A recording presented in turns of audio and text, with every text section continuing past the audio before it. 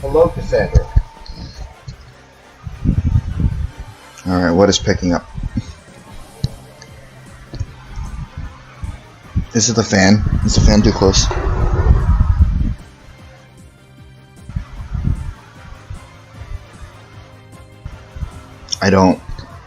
I do not understand. Or is OBS just being stupid again? Let's find out.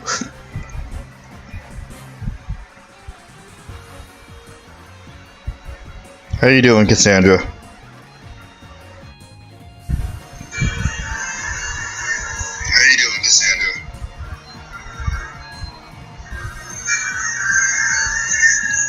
I don't know. I don't know what's going on. Oh god. Oh god. Shut up. Shut up. Okay.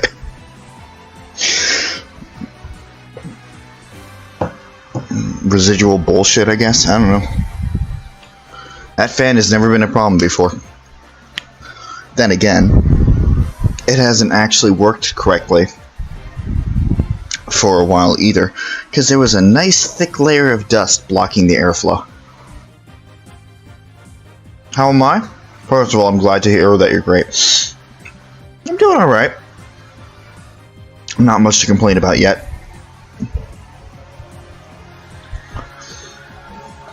But we'll see how long that lasts.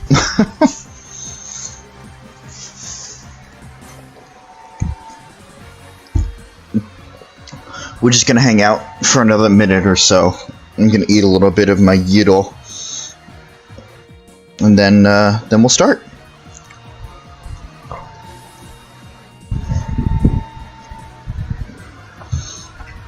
Also, I guess while I'm here, just a little recap for those of you who would stumble in the future and not know what's going on, because I know it's like episode, and then stream right in the middle of the playlist. Due to editing issues and just motivational issues in general, I have decided to switch over the series to a streaming platform, because A, I'll be able to get more done in a longer stretch, and B, I'm not going to have to bash my head against the wall trying to make the video look good, because Adobe wants to be a little piece of shit. You hate those ads? Are you getting ads on my streams? My stuff shouldn't be monetized.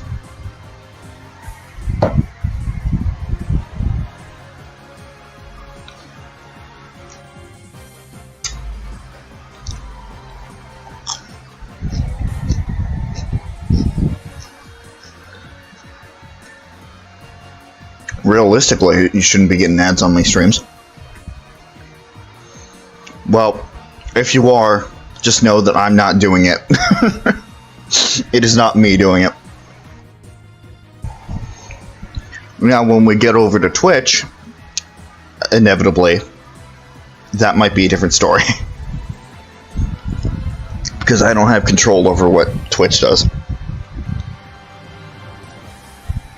I barely have any control over what YouTube does.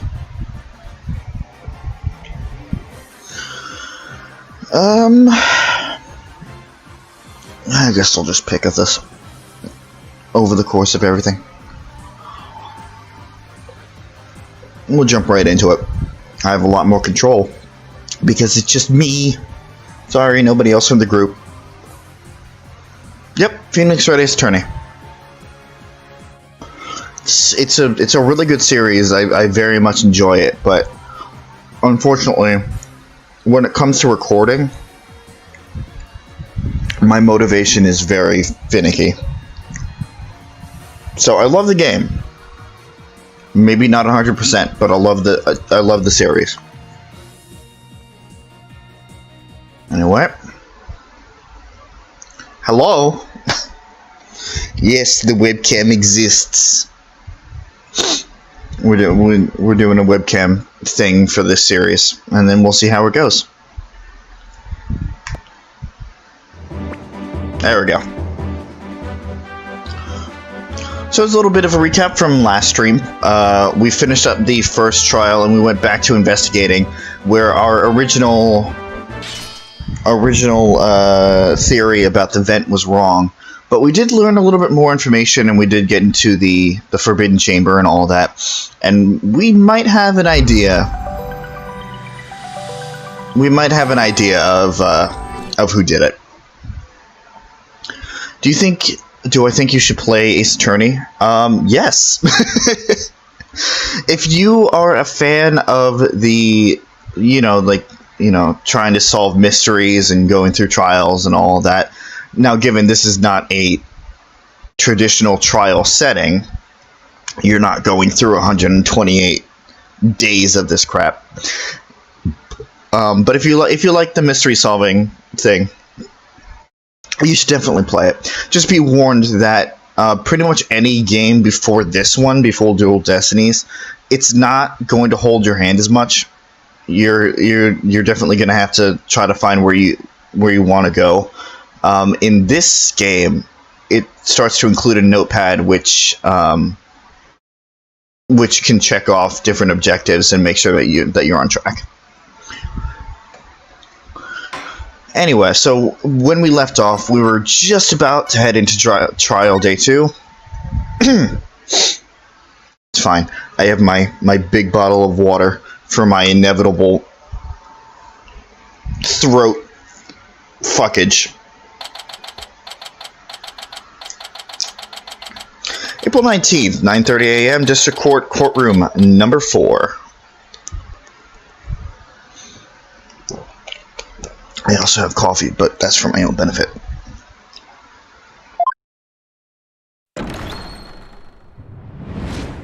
Day 2, court is now in session. All rise. For his honorable judge. Court is now back in session for the trial of Damien Tenma. Appellate Justice, defense team leader is ready, Your Honor. Athena Sykes, assistant defender, is ready too, Your Honor. Je suis prêt. The shipper as ever, I see, and in French no less. And the prosecution.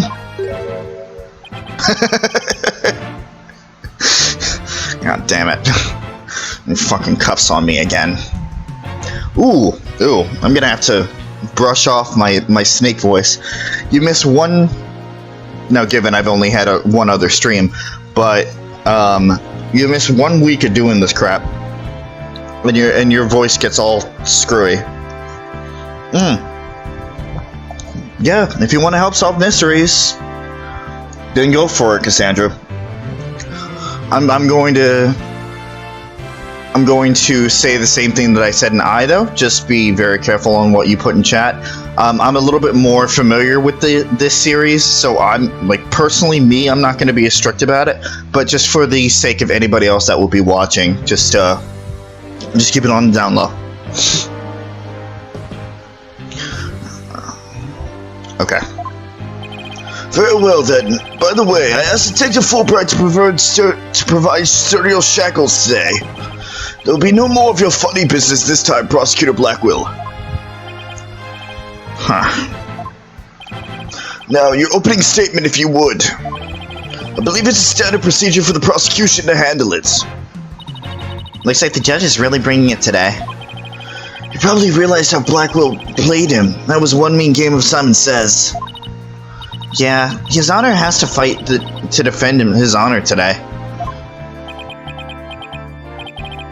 Your baldness.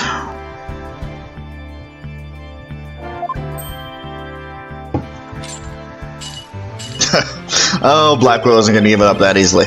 It's plain to see that you've always dreamed of delivering an epic opening statement.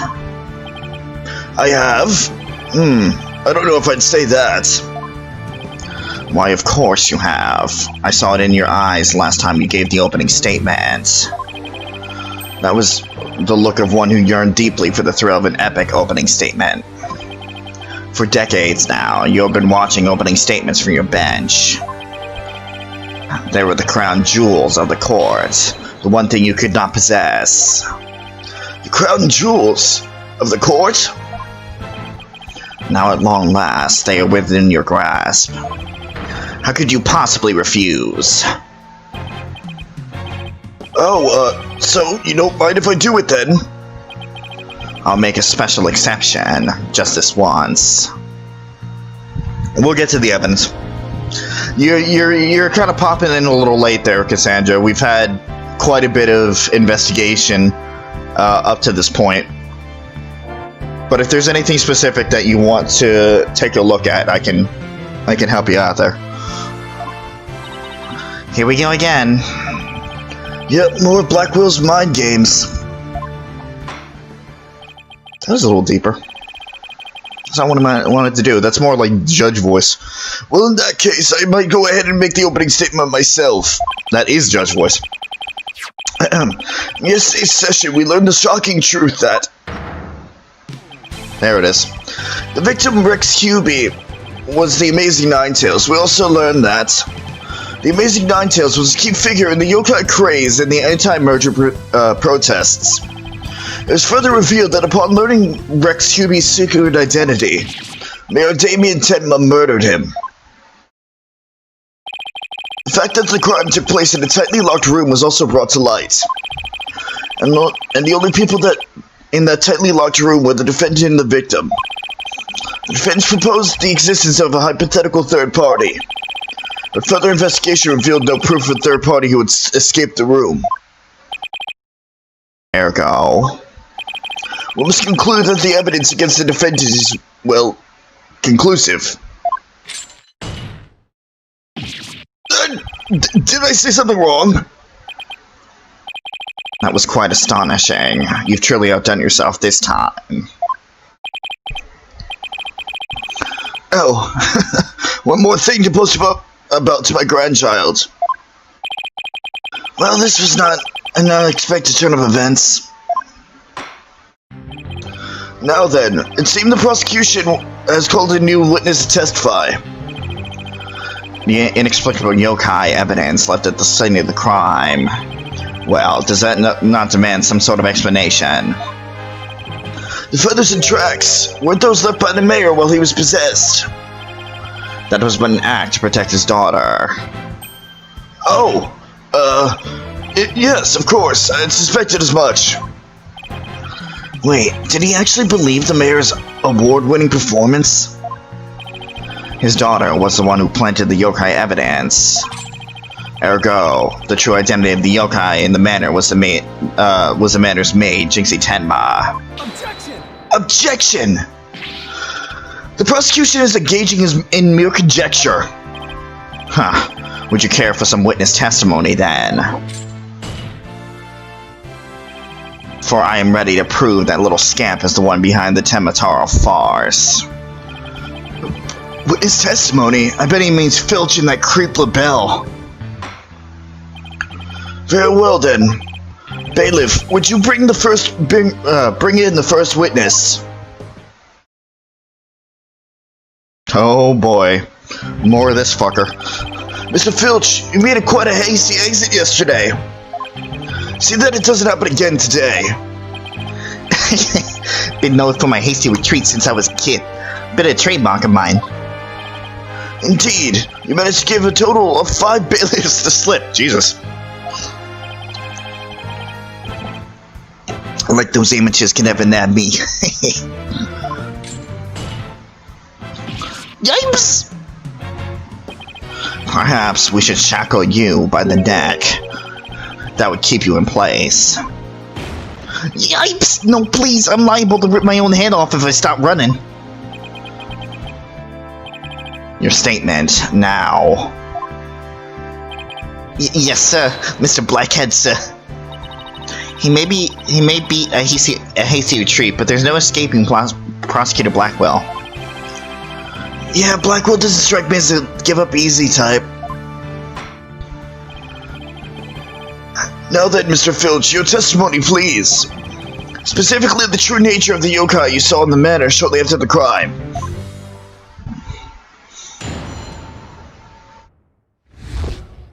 The yokai is Jinxie. Oh boy.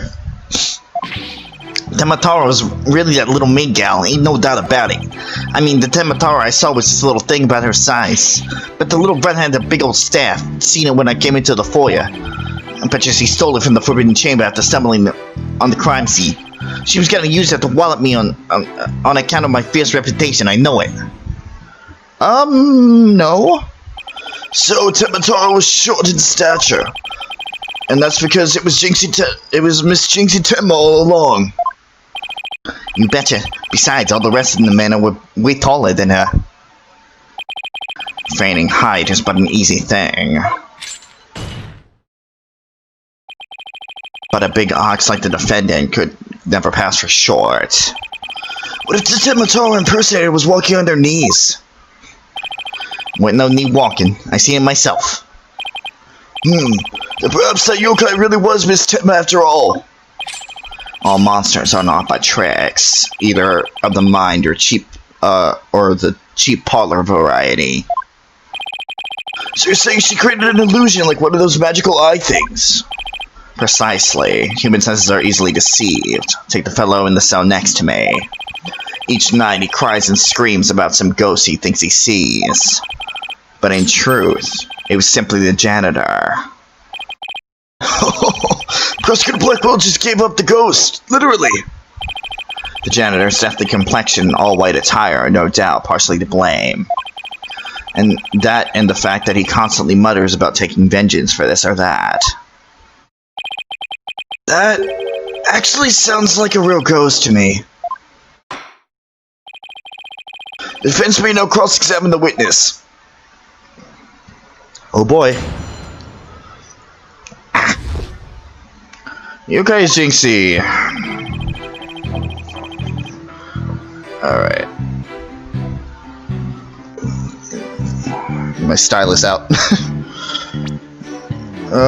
Do we still have the thing about Fox Chamber? Do we have anything that specifically says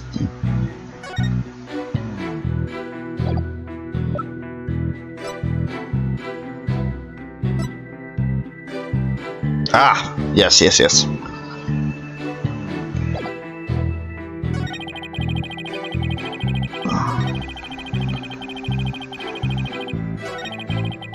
But she stole it from the Forbidden Chamber after stumbling onto the crime scene. Nope. Oh, god damn it. I'm jumping the gun here. Objection! It would seem that Temataro was in fact not this innocent little girl.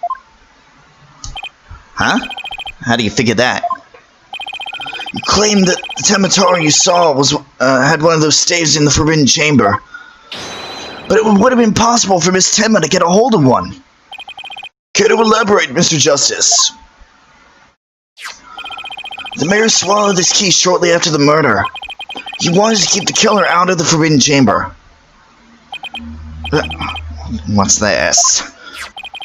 His key was deep in the mayor's stomach when Miss Tenma discovered the crime scene. So you see, it would have been impossible for her to get into the Forbidden Chamber.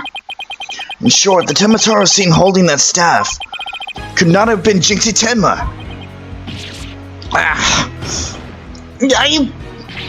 What? Yeah. But then who does the defense believe it was impersonating Temataro? A Temataro impersonator is none other than the Mayor Tenma's aide. Objection. Such accusations beg evidence. Aside from his ghastly appearance, can you prove he is the yokai we seek? Yes, in fact, I can. Very well. Let's see where the defense is going with this. Mr. Justice, please show us proof as to the true identity as the Temataro's impersonator. Is it time for the thing? Is it time for the hand cream? I don't think so. Maybe it is. I think this is a little early, but alright. Take that! We found this hand cream in the Forbidden Chamber. And we know that whoever was Temataro took one of the staves out of there. In short, I believe whoever this hand cream belongs to is the yokai impersonator we're looking for. But Mr. Justice, How do you propose to the identity of the hand cream's owner? I'm glad you asked, Your Honor. The defense requests a fingerprint analysis on the piece of evidence. It might tell us who it belongs to. Interesting. So you expect us to find the Yokai's prints there? Very well. I hereby call a short recess while we wait for the fingerprint results. No need for that, your bald ass. We have the prints of everyone at the manor that day. You called, Prosecutor Blackwell. Could anyone be more whipped for Wright and not analyze this for prints? You have 3 minutes. Your wish is my command. Very well then. I guess we'll just wait right here. It's fine. And we've seen the fingerprint analysis is complete. What did the results show? What in the world? They're flaunting the Bell's prints, aren't they? This is absurd. Prosecutor Blackwell? I'm not going to like this, am I? Don't tell me! They're Temataro's prints! Fingerprint analysis has revealed that the prints belong to...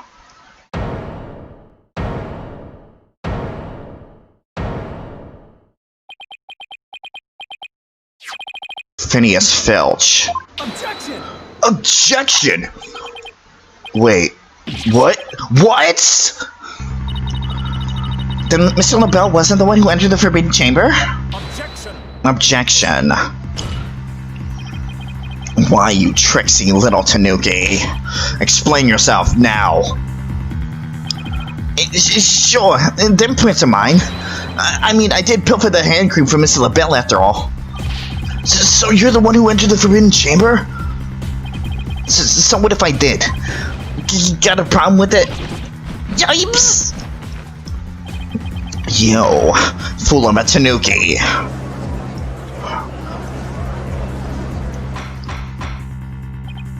Order! Mr. Justice, can you explain what this could mean? Excellent question. The fact that Mr. Filch was in the Forbidden Chamber... Wait a second. Does this mean the Temataro holding that staff was... Vinny's Filch? Yipes! Another cat out of the bag. Mr. Filch is Temataro?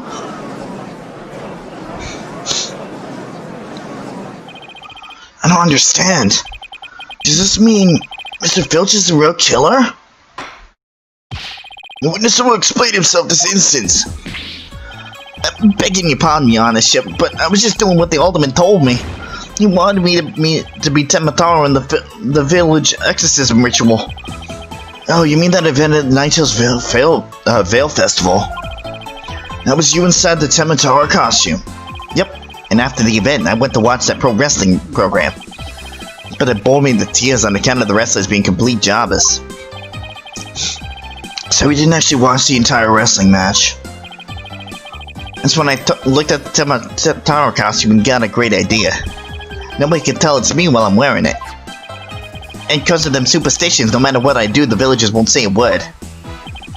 In other words, you use the superstitions to effectively render yourself invisible. Why did you want to enter the Forbidden Chamber in the first place?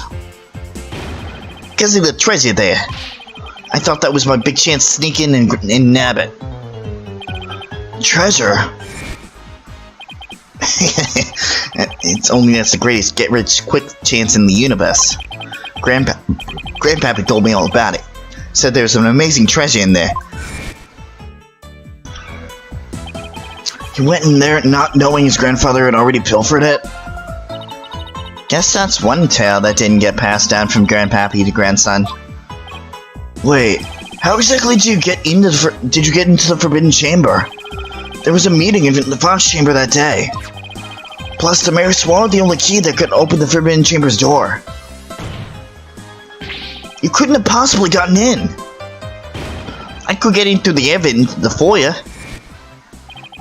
Vince left the alderman's picture. I went in and made a nice little hole.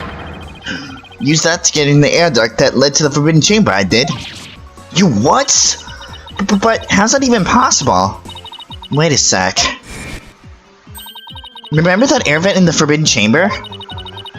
So, Mr. Filch found a way to get into that air duct.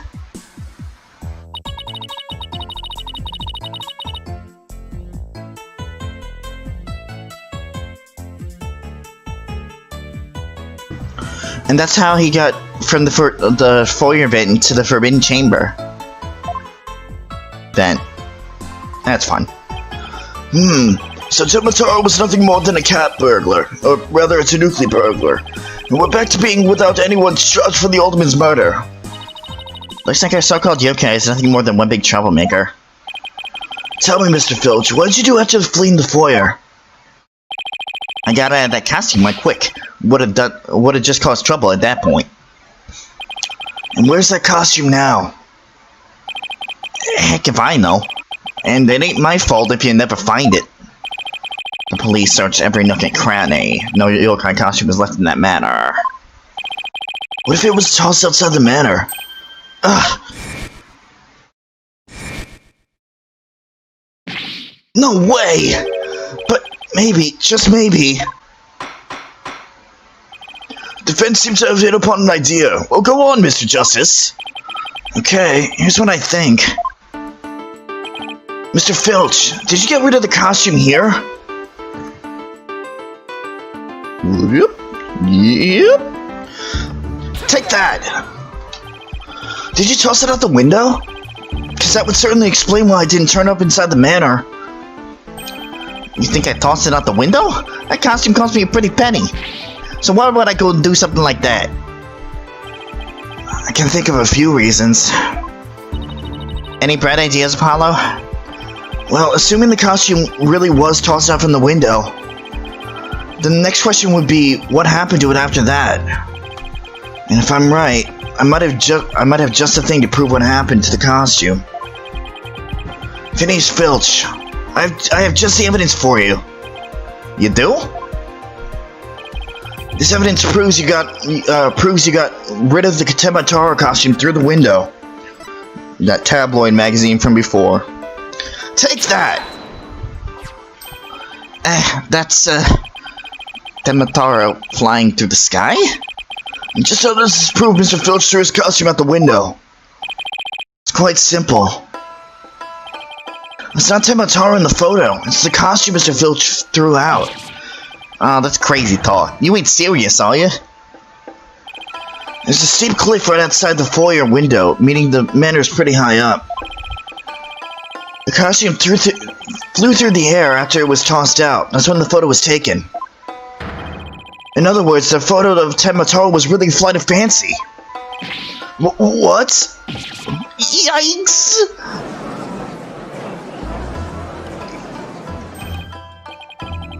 Oh my, so there never really was a yokai. Aw, I can't keep any of them caps bags. Can I still file a claim for the lost costume? This more than proves the defense's position. Jinx and Tema had nothing to do with staging the yokai sighting. Care to raise any objections, Prosecutor Blackwell? None whatsoever. I'll deal with that tricksy Tanuki after I dealt with this case. We did it. Good going. Now all we have to do is make Florent LaBelle take the stand. Objection! Objection!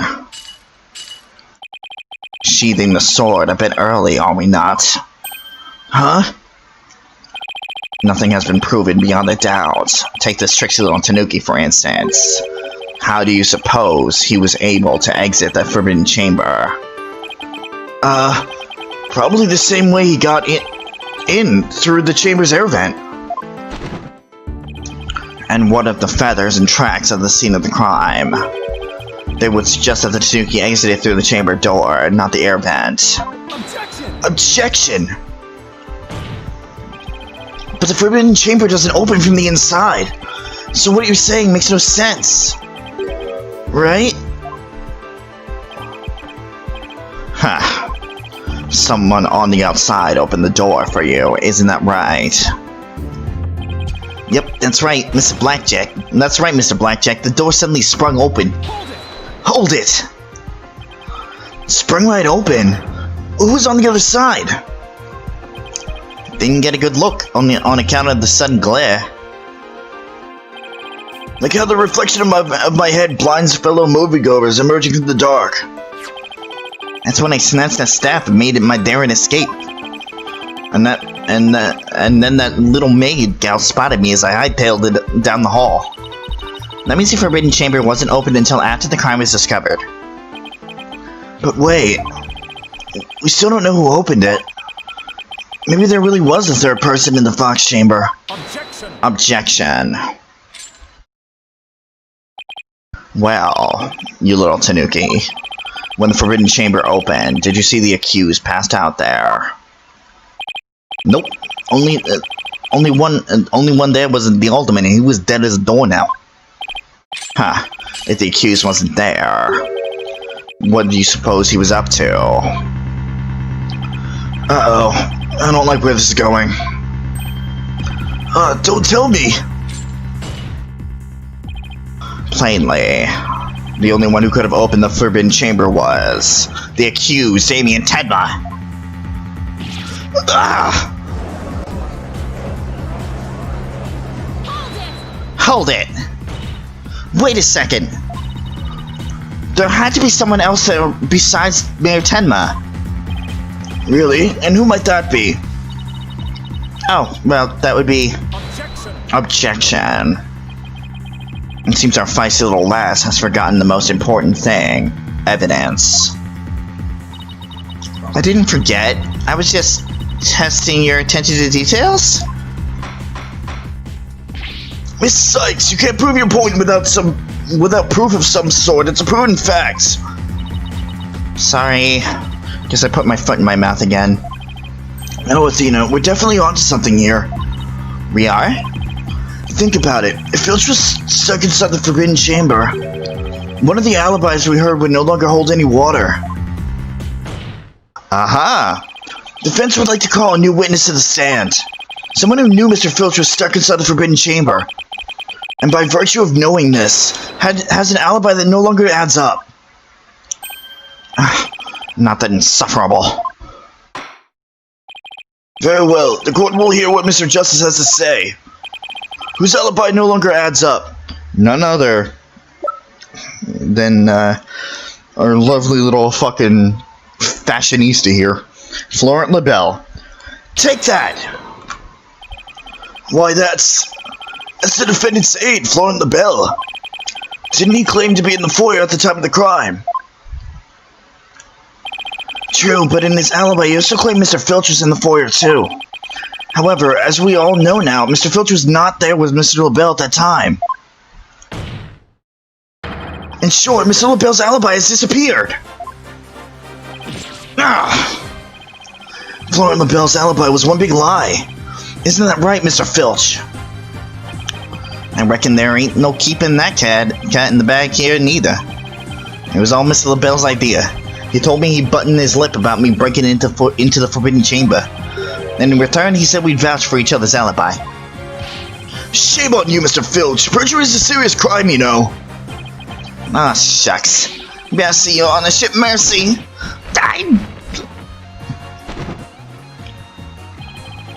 I also assert that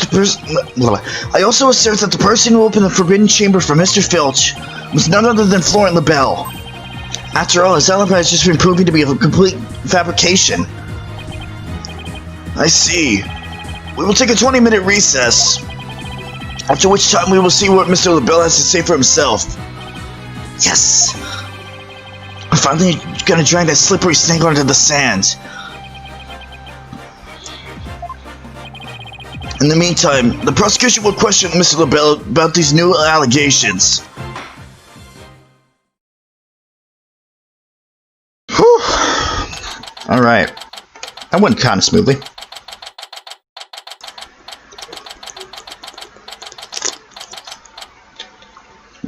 Oh, God.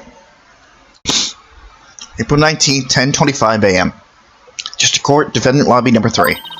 We did it, Apollo! We finally dragged Mr. LaBelle into court. Yeah. Hey, what a long face. I can't help but feel I'm missing something important. Plus... Oh god. Really? Now? Not this shit again.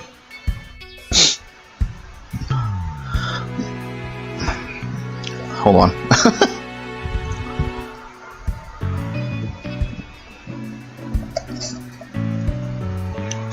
My nose isn't stuffed, but when I do these voices for a long period of time, my nose is some weird thing where like it feels like it's stuffed up, and then I can't talk. Oh god, excuse me. Plus, Prosecutor Blackwell is bound to mount a counterattack. You really are where you were, aren't you? It'll be fine. That mysterious figure who opened the Forbidden Chamber for Mr. Filch had to have been Florent LaBelle. I know, but that's not what's bugging me. I wish I could put my finger on it, though. At any rate, the big showdown with Mr. LaBelle is up next, so chin up, Apollo. Here we go.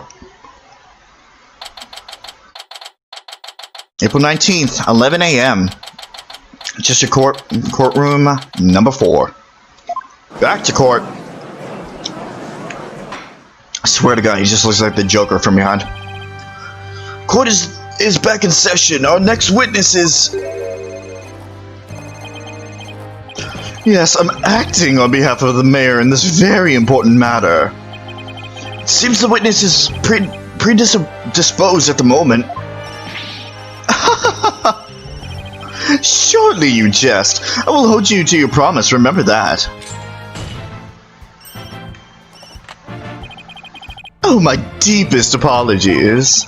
This is Florent LaBelle, personal aide to Mayor Tenma, or should I say, the accused.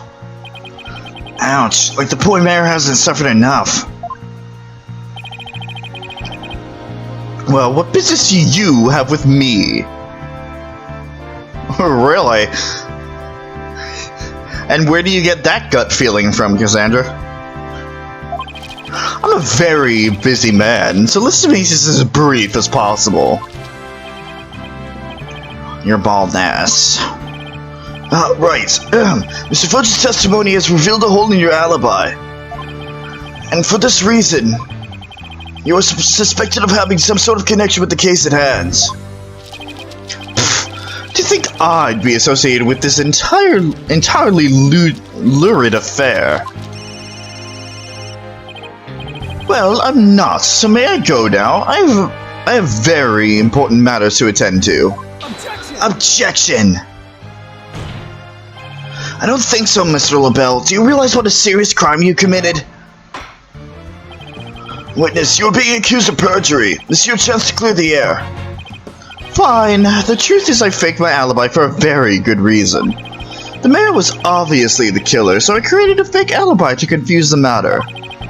You see, as his personal aide, I had to protect him. Sorry. You think this is funny? Without your alibi, you're a suspect too. What were you really doing at the time of the crime? Pfft, peasant! How dare you accuse me, one of the most beautiful people, of being objection?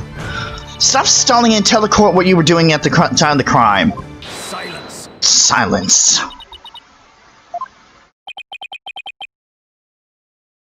Well, we got silence. Enough jabbering. Swords have been drawn. The time for talk is past. Swords? What swords? This is a duel to the death. The fate of the accused rests in our hands. Begone, ye of cowardly heart! The battlefield hath no place for ye! Again? Oh my! Spare me, please!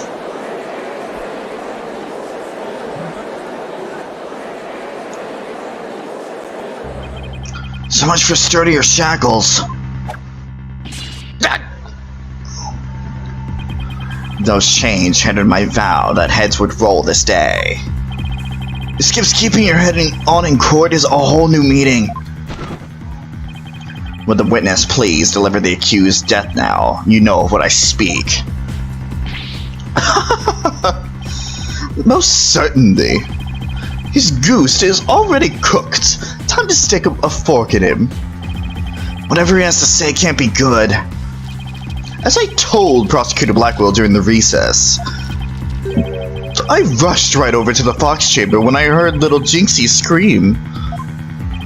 It's supposed to act as a metaphor, but this prosecutor is actually a samurai, so he actually has a sword, so he uses all this samurai metaphor stuff. And attacks the defense at any time, it's fine. What? Then, drumroll please, I saw Mayor Tema opening the Forbidden Chamber doors. But... There you have it. The mysterious man who opened the chamber door, as witnessed by one Phineas Filch. It was the accused. There was never any third party. Oh, and that's not all. I heard something quite startling there at the scene of the crime. Startling sounds bad. The mayor, who was barely conscious, muttered this. Forgive me, Jinxie. I killed the alderman. That's right! The mayor actually confessed to the murder right there and then! Well, shit. We were hoping that wouldn't come out. He confessed? Hey, this is still hearsay. Take it with a grain of fucking salt. Order in the court! This is quite conclusive testimony if it stands. Just so, and astonishing I might add. I only learned of this fact during the recess. I just love surprises, don't you? That's why I saved the best for last. Consider it a gift from me to you. No way. I don't believe Mr. LaBelle heard that the mayor confess. But, is this really true? Did Mayor Tema really confess? It is indeed. During that last recess, I confirmed it with the mayor's daughter. It would seem Mayor Tema actually did confess. That testimony is quite favorable to the prosecution's... This is LaBelle? Yes, I called earlier about the party reservations. That's right, and I'll be calling my little shindig Mayor Tema's Conviction Gala. A splendid time is guaranteed for all but the mayor and his defense. Well, it seems our witness is a very busy man. Let's get right to testimony. Mr. LaBelle, please tell us what you saw when you came upon the scene of the crime. Alright. What LaBelle saw. I was in the hallway hiding in the shadows. That's when I heard the confession. Upon learning of her father's crimes, little Jinxie fled without ever noticing me. Immediately after that, the mayor came to, stood up and opened the Forbidden Chamber. As I ran in terror, the demon emerged from his prison. In shock, I fled down the hallway to my right. The one with the phone at the end. No. I must say, this is a shocking revelation. Quite unexpected. To think the defendant actually confessed then and there to his crime. Perhaps the guilt was too much to bear. Perhaps the guilt was too much to bear, so he confided in his daughter. You do realize you should not have withheld such crucial testimony from this court. Once again, sorry. It's just, I feared being accused if I mentioned coming up upon that most unpleasant scene. Why did the mayor's confession have to be brought up by this guy? We better do something before the judge declares the mayor guilty. As a death row inmate once told me in years gone by, there is a time to fight and a time to yield. A time to live and a time to die. He's laying it on the real thick now. The defense may now cross-examine the witness. Alright.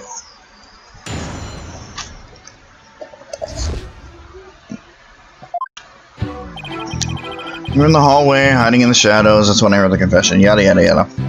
I want to check this. I want to check something out real quick. Jinxie's statement. Jinxie, eyewitness of the demon in the hallway near the crime scene, says it fled towards the foyer.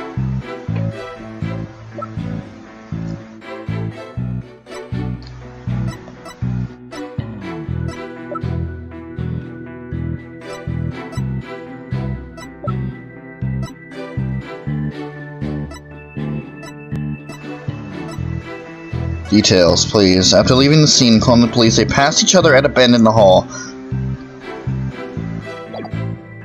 We went on the hallway, blah blah blah blah blah. Upon learning of her father's crime, little Jinxie fled without ever noticing me. Immediately after that, the mayor came to, stood up and opened the forbidden chamber. As I ran in terror, the demon emerged from his prison. In shock, I fled down the hallway to my right, the one with the phone at the end. As I ran in terror, the demon emerged from his prison. Hold it! What was Mr. Filch like at the time? He was shouting, "I can't see! I can't see! It's the curse of Temitaro!" Then he took off running like a madman. He must have been blinded by the sudden light flooding in. Wrong. What? He set eyes upon me, and was thus blinded by my radiant beauty. So it was the curse of Florent Labelle rather than Temitaro. Yes, I'm afraid such beauty can be a curse. It's almost criminal. The only thing criminal here is your ceaseless jabbering. Now get on with your testimony. Oh, forgive me your darkness. Let's see. Oh yes, I fled for dear life from Temitaro and... In shock, I fled down the hallway to my right, the one with the phone at the end. Realistically, Jinxie should be there, but I'm gonna press just in case. So after you fled into the hallway with the phone at the end, Temitaro ran off towards the foyer? Precisely! Notice any inconsistencies, Apollo? Well, Jinxie also saw Temitaro, right? She did. She said they passed each other in the hall after she made that call to the police. If Little Bella had fled down the hall where that phone is, Jinxie would have seen him when she was returning from making her call. Oh, right. And if she saw him, she would have definitely asked him for help. Right, it just doesn't make sense. Time to review the evidence. Okay, alright, I just wanted to make sure. Leave me alone, game.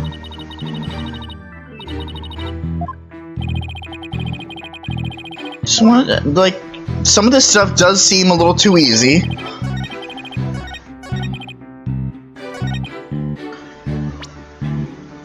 Where's Jinxie's statement? There it is. Objection! Florent Labelle, you're lying about having witnessed the events in the hallway. What on earth do you mean?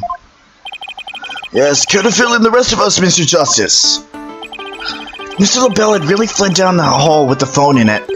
He would have crossed paths with Miss Tenma. What's this?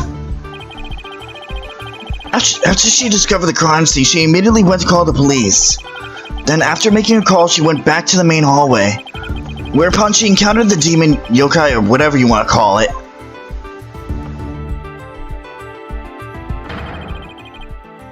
As for me, I called Vinny's Filch in a Temitaro costume. The encounter happened right here, where the hallways meet. As for Mr. Labelle, if he had fled here, feigning the escape from the Yokai imposter. Oh yes, the two would have crossed paths. Right, except Miss Tenma told us that there was no one else in the hall. I agree with you, Cassandra. But our job here is to prove it beyond a doubt. So we have to go through the proceedings, we have to give the evidence, we have to find out the how and why, and the who.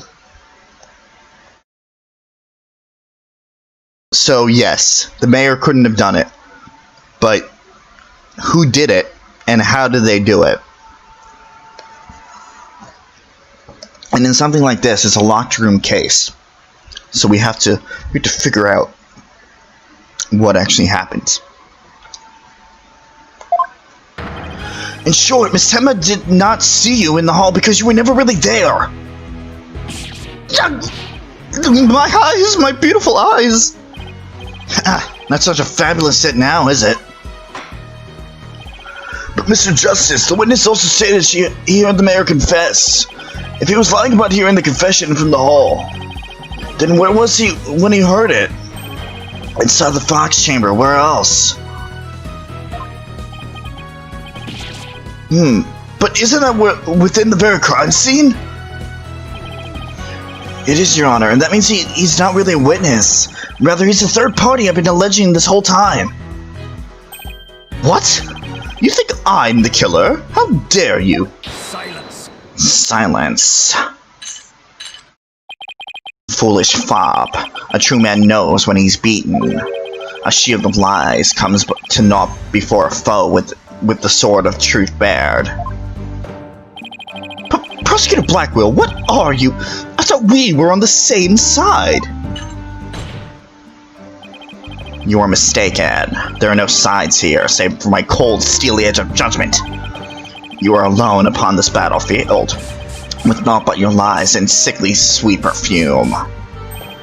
Whoa, what just happened? Blackwell's really tearing into him. You heard the mayor's confession from the inside, did you not, you deviant dandy? For the sole location from which you could have seen and heard the mayor and the Tanuki, without either of them noticing you, was right there in the Fox chamber. Oh my! So that's how it's going to be. Fine, I'll come clean then. Seriously? You admit to being there in the Fox chamber? I do! I did enter the room after the murder. But I was afraid of being falsely accused, so I lied about it. I feel terrible about lying like that. But it's a verbal cologne I use to protect myself. You better explain yourself, Mr. LaBelle. Yes, of course. I was just about to get to that. Alright, let's hear what lies you have now. The witness is skating on thin ice. I'll remind you that perjury is a very serious crime. Now let's hear your testimony again, this time without your perfume of lies.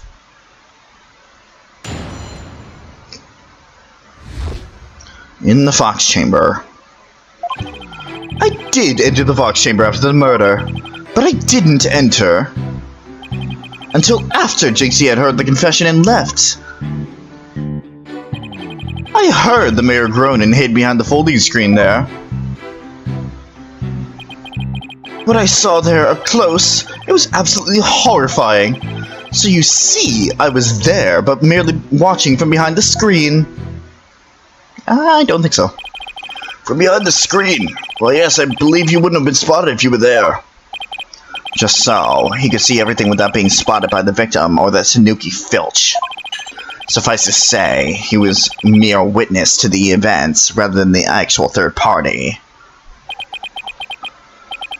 This guy is as slippery as an eel. Apollo, you think he's telling the truth? No. Well, he was in the Fox chamber, so at least that much must be true. Perjury is a crime. Yes. Lying...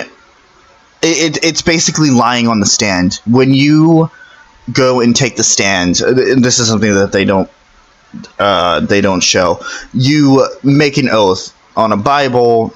At least traditionally, it would have been on a Bible. I don't know how it is now. And you raise your right hand and you take an oath that you will tell the truth on the stand. Lying on the stand is a crime because not only does it like push away from the truth, but it also wastes the court's time and money. So yes, it is just as much of a... It's not as serious as a crime. It's not, you're obviously not going to get punished as hard, but you're still going to be punished for it. The defense may cross-examine our slightly voyeuristic witness.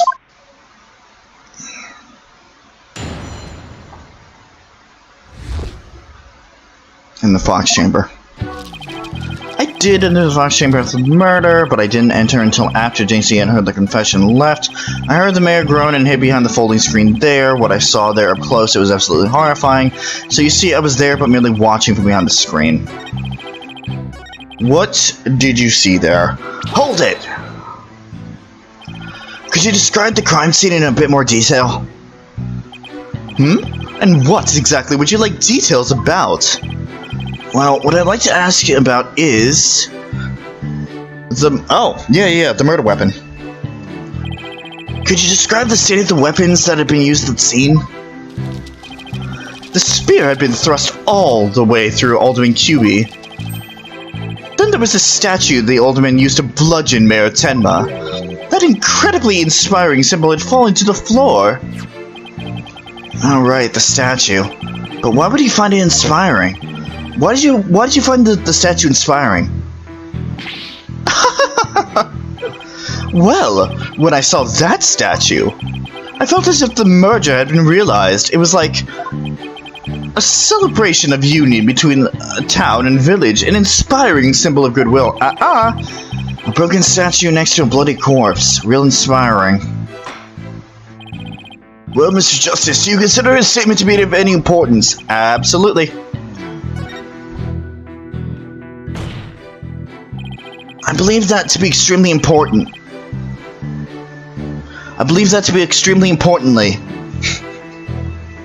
Come on, Dual Destinies. You're better than this. I require that it be added to the testimony. A statue had fallen to the floor. It was a token of goodwill celebrating the municipal merger. There's just one thing. Jinxie is now the only one who knew what the original looked like. Plus, it was wrapped up the entire time too, so nobody could have seen it. Objection! Your lies have finally betrayed you, Mr. LaBelle. What possibly could you mean? You said the statue was like a celebration of union between town and village. Isn't that correct? It is indeed, but what of it? Two yokai are joining hands in goodwill, as if they were celebrating the municipal merger.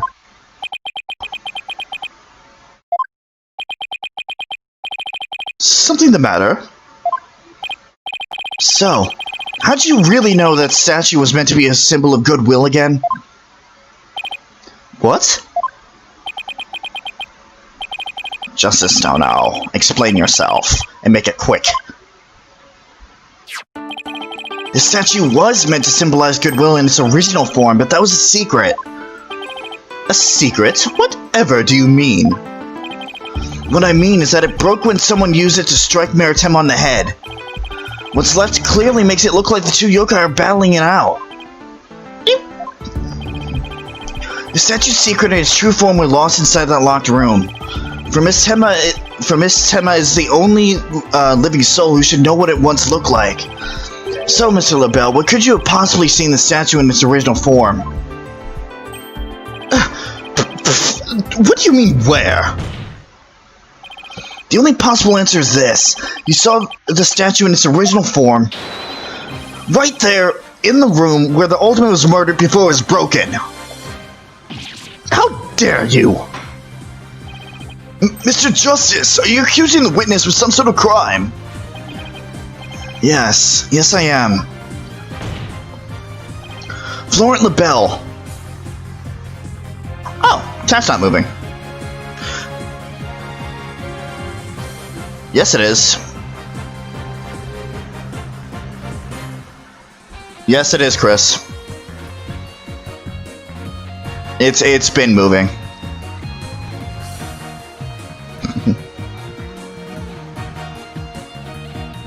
Oh, it didn't get your previous message. Okay.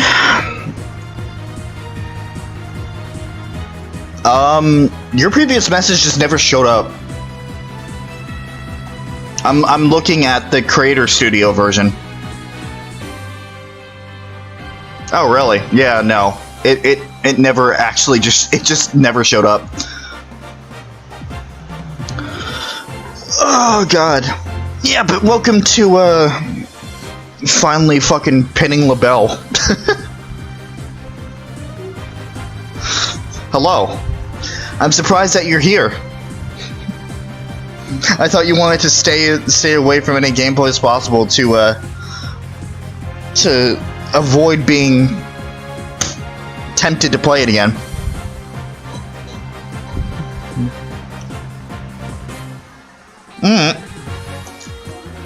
Fair enough. Well, hello.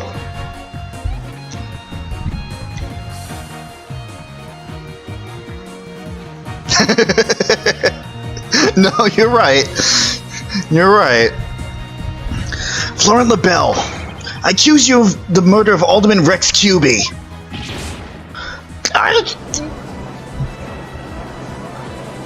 No, I get it. You're right. Order! Mr. LaBelle, you've been accused of murder. Do you have anything to say in your defense? How could you possibly accuse me, the embodiment of beauty?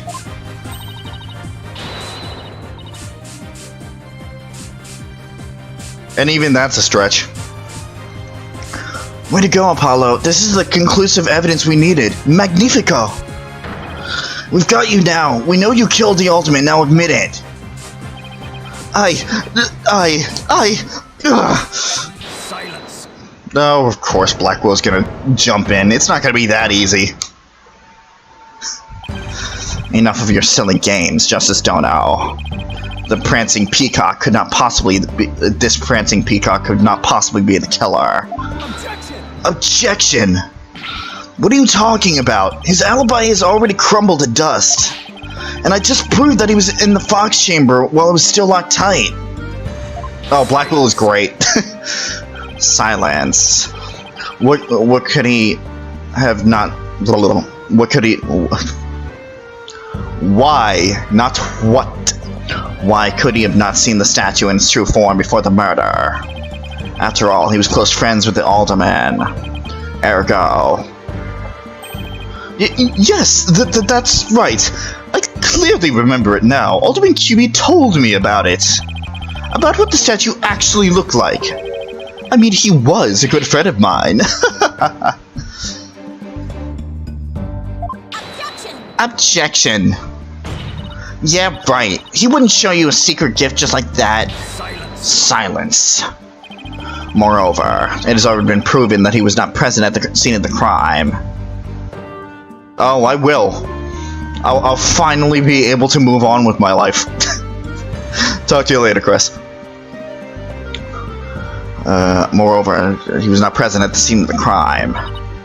It has? Forgotten, have we? Recall the little scamp's statement, if you will. When Jinxie Tenma unlocked the Fox Chamber. Oh, no, I'm not touching that today. I'm finishing the case and then calling it. I'm gonna need a whole recovery period before we get to that case.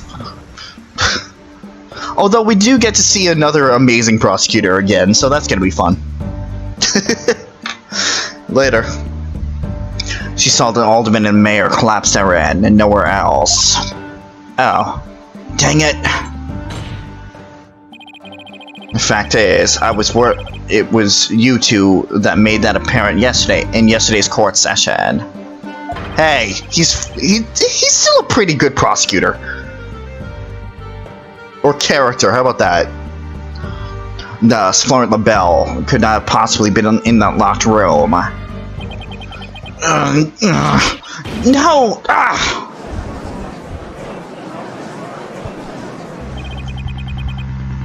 I just don't get it. How could JC not have seen LaBelle? The proof is incontrovertible. No room for debate exists. Am I not right, your baldness? It does seem awfully conclusive. The facts point to the defendant and the victim being the only people in that locked room. Moreover, the defendant has already confessed.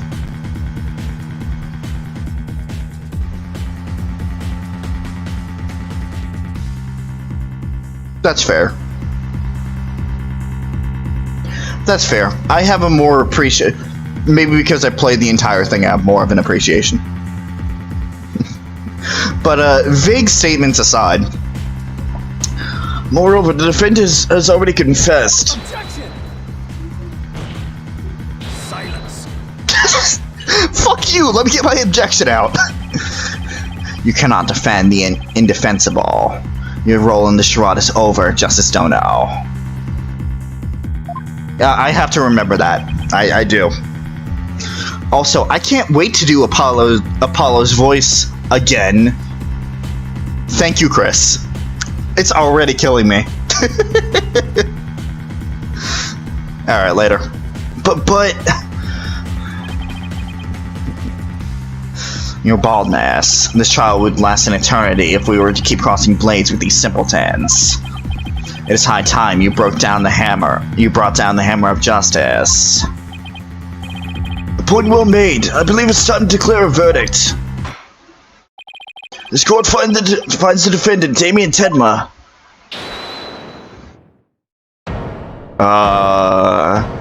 Hold it. Oh, no. Let's see. It would seem my time is at hand. Mayor Tedma. Counselor, there is a matter to which I must testify. I recall it now only for your good graces. Counselor? Oh, right, you must be me. Has he finally remembered what happened before that blow to his head? Bailiff, don't just stand there. Seize him. It's no good. I can't restrain him. No me in despair. For I am Tenmataro, demon lord of the Yokai.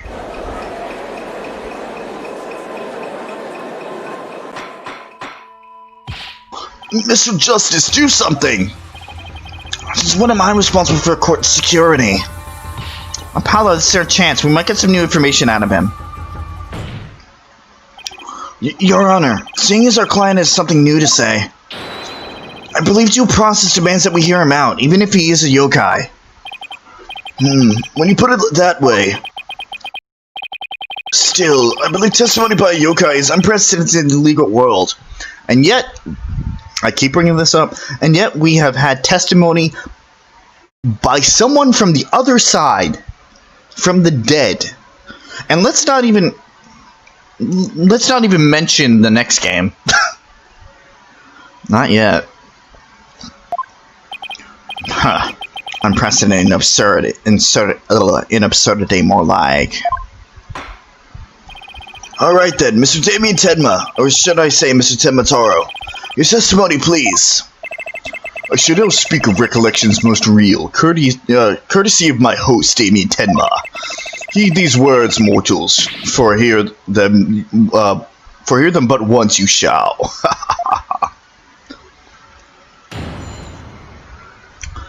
Oh boy, the ruler of demonkind. This is already starting off great.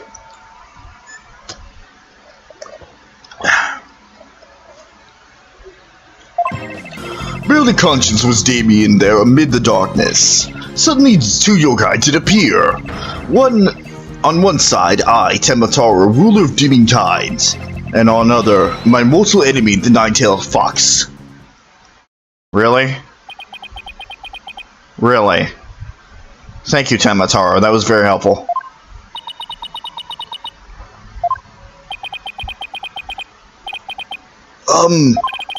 So, is the defendant asserting that the room he was in was very dark at the time? Strange as it may be, yes, indeed. All was in darkness. And the part about Tenmataro and the nine-tailed fox being there? Yes, that too. Tenmataro towered overhead and the nine-tailed fox glittered gold. I call animal abuse, Your Honor. Huh. It would seem the defendant's recollections are not to be trusted. Yes, well, truth be told, my host's recollections are still a bit fuzzy. As if half dreamt that happening lingers in his minds. Apollo, maybe I can help here. Really? Oh, you mean... Yeah, I can hear it. The discord in his heart. I sense an unusual emotion in the mayor's memory of the event. Okay, I just hope our findings don't come back to haunt us. Again.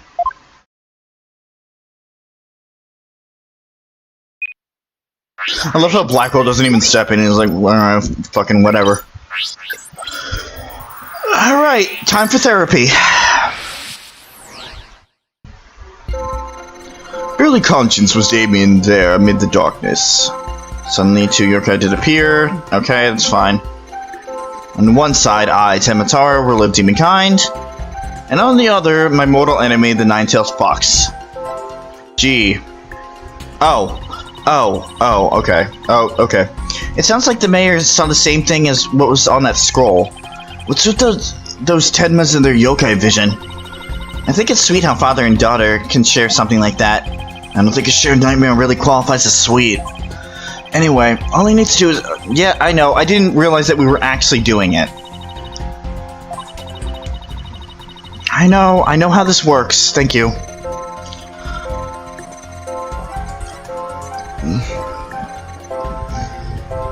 And I believe I will save just on... Just in case.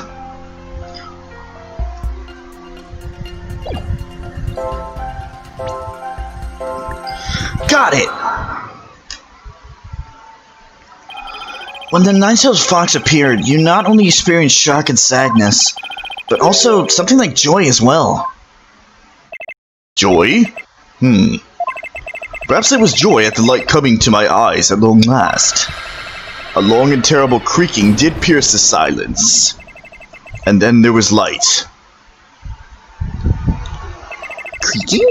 On reflection, it was a door that did produce that infernal racket. A creaking door?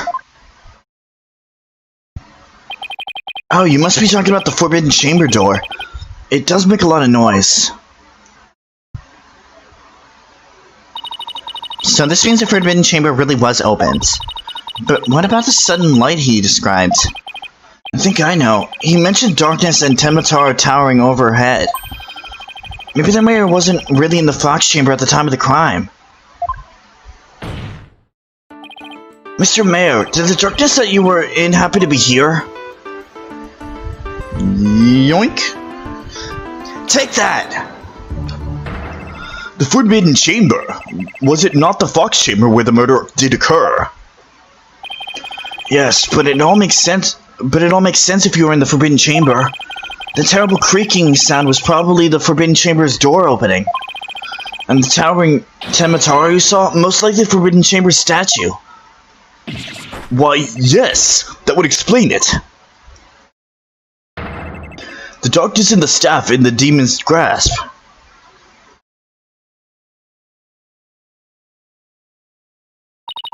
But even if all that's true, then what about the Nine-Tailed Fox? Maybe he was seeing things, just like Jinxie and her imaginary yokai. Fantastico, Apollo, it's entirely possible. In a groggy dream-like state, people can misremember things and events. Yeah. Yes, I've had many of those occasions. Misremember, you say? Let me think. I do believe I remember now. That was not the Nine-Tailed Fox. It was... the Amazing Nine-Tails. What? The Amazing Nine-Tails? At first, this is but a dream, I thought. Now, however, most clearly do I recall it. 'Twas the Amazing Nine-Tails who did open the Forbidden Chamber's door. Really? I'm sorry I asked. The Amazing Nine-Tails? But that was the victim, Alderman QB, right? Yeah, why would he open the Forbidden Chamber? Wasn't he trying to keep it sealed? Never mind that, this is all completely new information. Let me enter and run an update. Probably conscious. New info.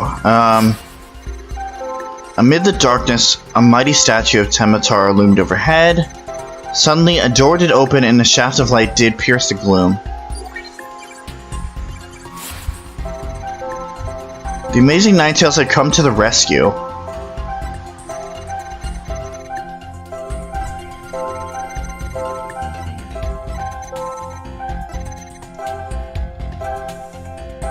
Maybe? Got it! No. No, I don't got it.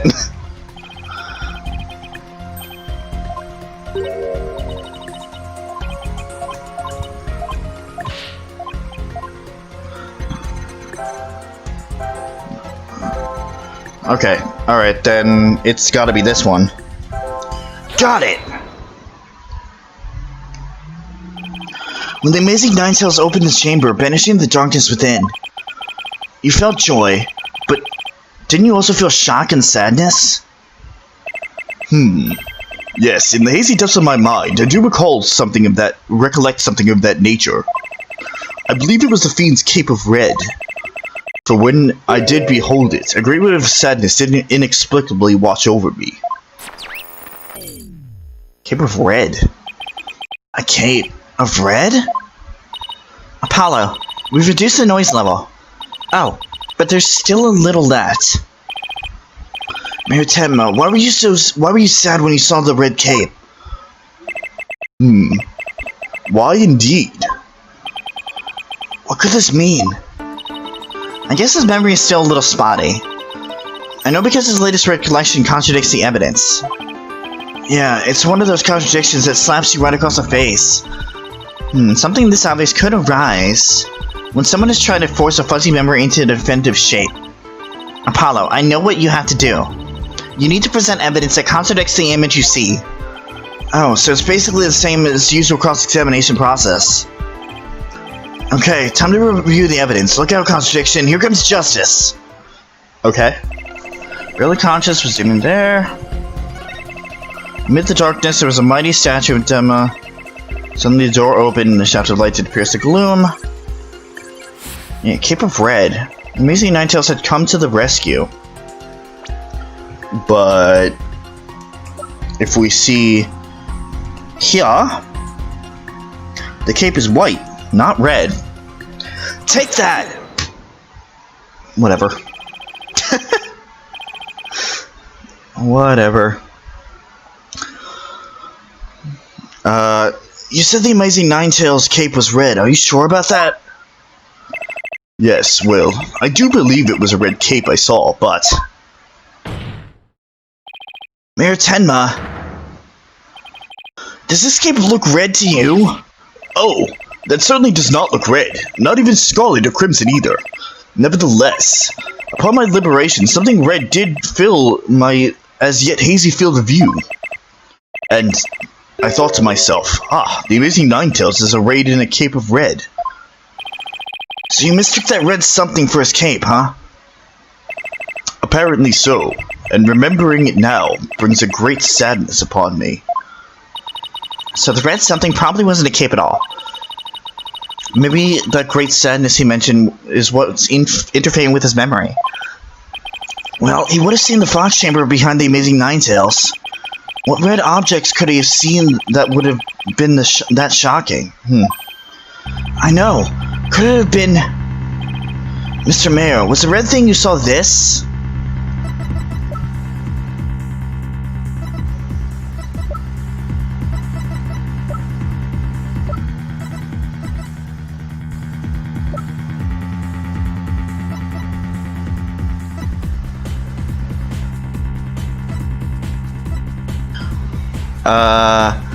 Take that! Something red that could produce a deep sadness. Could it be, Mr. Tenma, what you saw was the Alderman's blood? Blood? Why, yes, it was blood.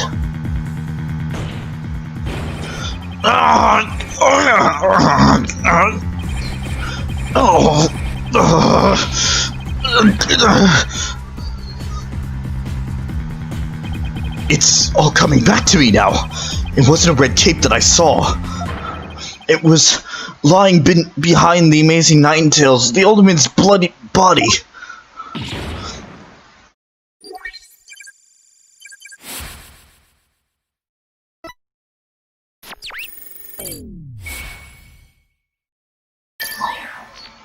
Bye-bye.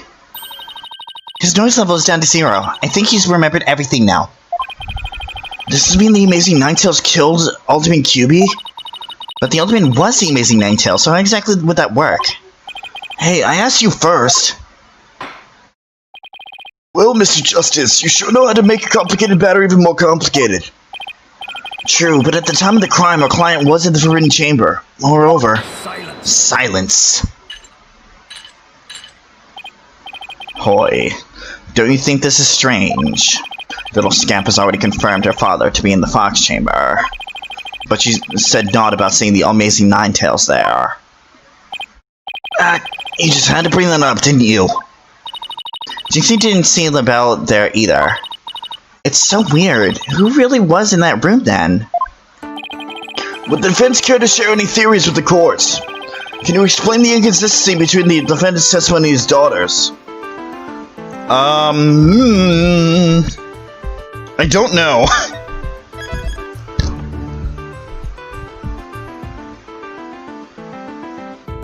Yes? Maybe. Yes. Yes, of course. I can explain it. Because if I don't, we're in serious trouble. Not with more of your bluffs and fairy tales, I trust. Fair warning, Justice Dono. I shall have your head if you fail to explain this. What about a good old-fashioned penalty? Well, Mr. Justice, let's see if you have a head worth keeping on your shoulders. First of all, Miss Lobel was definitely in the Fox Chamber while it was locked. We also know that Mayor Tenma was in the Forbidden Chamber based on the testimony. These two facts are crucial to my explanation. So let's consider the following question.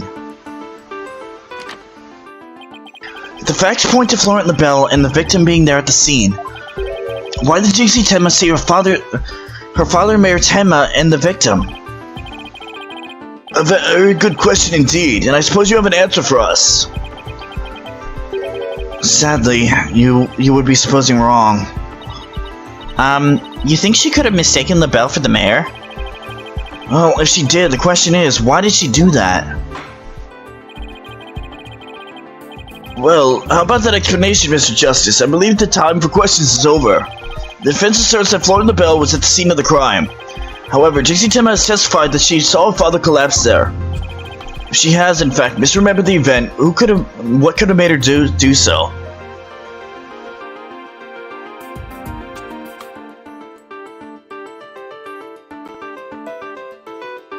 She couldn't have gotten the rooms mixed up.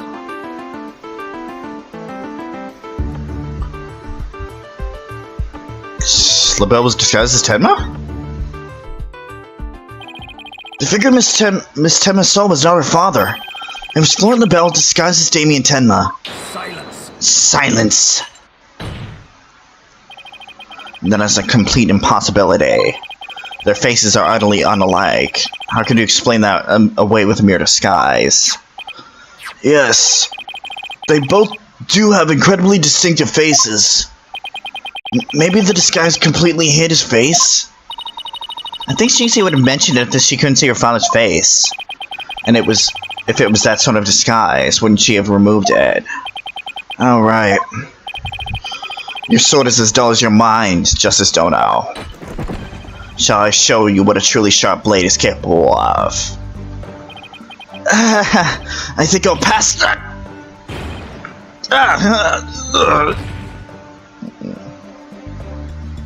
Bullshit. Huh. Are you okay, Apollo? I'm not fine, am I? Well, now that we have that little fairy tale out of the way, your baldness, your verdict, if you will. Mr. Justice, I believe it's time for a verdict if you have no further arguments. What's even left for me to do? Apollo, remember what Mr. Wright always says. When you're stuck in a tight spot, turn the case upside down. Turn the case upside down? Does he does say that, doesn't he? But I don't quite see how it applies here. Still, never hurts to give it a try, I guess. Let's see. Rather than Jinxie didn't remove the disguise, maybe she couldn't remove it. And rather, she didn't tell anyone about the disguise. Maybe it was she couldn't talk about it. A wrestler's mask is more precious than his own life. He'd never unmask himself in front of others. But there are matches where wrestlers battle for the right to remove each other's masks. To have your mask torn off is the worst humiliation a wrestler could suffer. That's why their masks are more important to them than life itself. And what about the fact that it was the Amazing Ninetales who opened the door? A mask that can't be removed in front of others. Can these facts turn things around?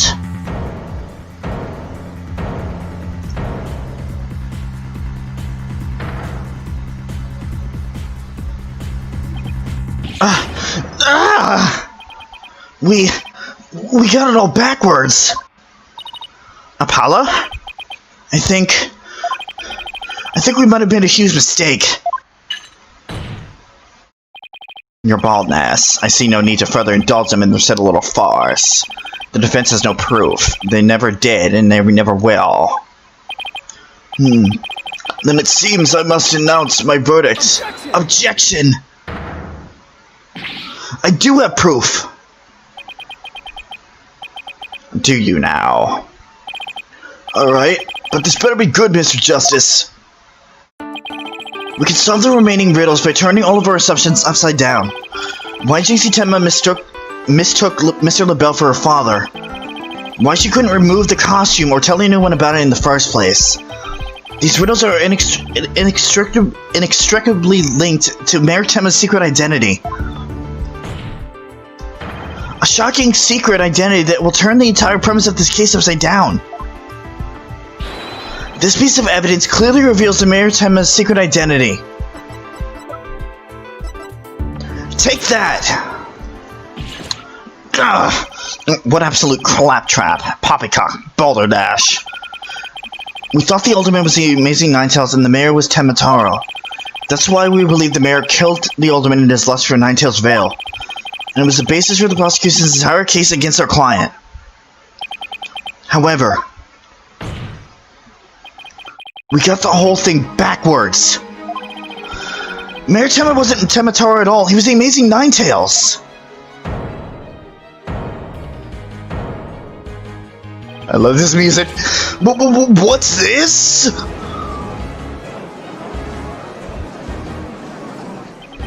You best explain yourself, Justice Dono. And from where you derive such a far-fetched conclusion. Jinxie no doubt knew the true identity of the Amazing Ninetales, but she couldn't tell anyone no matter what. That's why she didn't say it was the Amazing Ninetales she saw passed out. Even though, unbeknownst to her, it was really Florent LaBelle in disguise. Silence.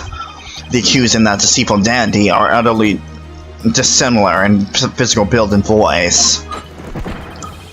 The little scamp would have seen the difference. Objection! Remember, Mr. LaBelle has his very own brand of cosmetics. Why couldn't he fake a different build, too? And anyone speaking through a mask would naturally sound different. Silence! Why did she not simply pull the mask off? Objection! A masked wrestler's disguise is more precious than life itself. A huge fan of the Amazing Ninetales, as a huge fan of the Amazing Ninetales, she would never dare unmask him.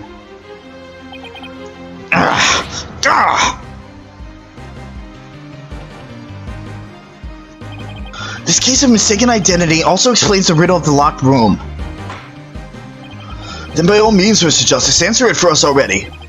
First, Mr. LaBelle entered the room where the Mayor and Alderman were talking.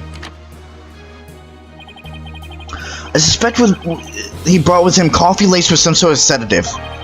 Once the Alderman was out cold,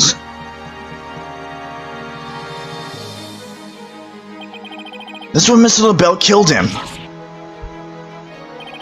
Next, he took the Mayor, who he had also drugged, into the Forbidden Chamber. Then he returned to the Fox Chamber, slipped into some of the Mayor's spare clothes, and completed the disguise by donning the Amazing Ninetales mask. With his entire shroud in place, Mr. LaBelle then let out a scream. The scream that led Jinxie Tenma to the scene.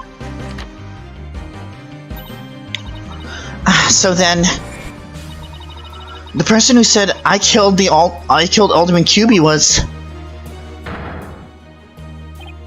Yep, that was Florent LaBelle in disguise. The mayor never actually confessed. Silence. This is no more than mere guesswork. This is no more than guesswork and speculation. Now stop your jabbering and... Objection! No, you twisted samurai! This time you stop your jabbering and let me finish making my case! Ugh. Once Miss Tenma left the scene, Mr. LaBelle was still wearing the mayor's clothes and mask. Mr. LaBelle, still wearing the mayor's clothes and mask, opened the Forbidden Chamber, so he could drag the mayor back out into the Fox Chamber. Oh, so the amazing Ninetales the mayor saw was... Right, it was Mr. LaBelle opening the Forbidden Chamber. The second time Mr. LaBelle opened the door into the Forbidden Chamber, he happened to catch the thieving Mr. Filch by surprise. Startled, Mr. Filch in his Temataro disguise ran as fast as he could away from the room.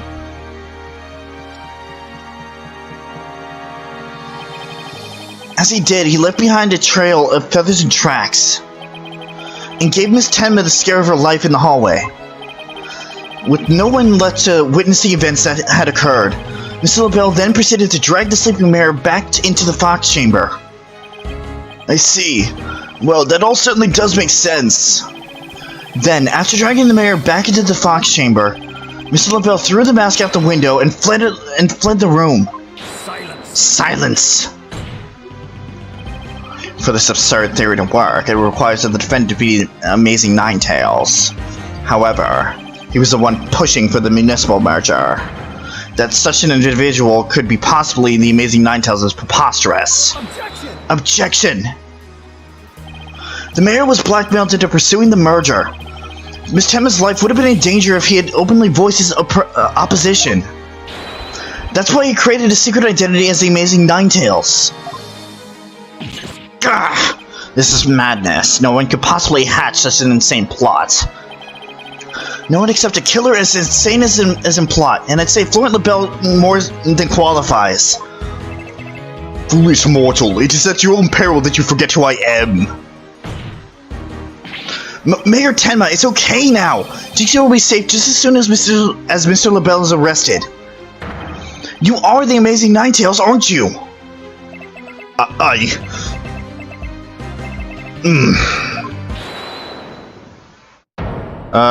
Hold it.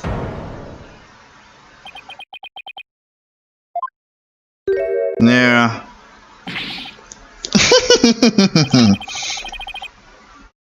You have quite the active imagination. Mayor Tenma is not the Amazing Ninetales. Objection! What do you mean? Well, the mayor has the mayor admitted to it yet? But that's just...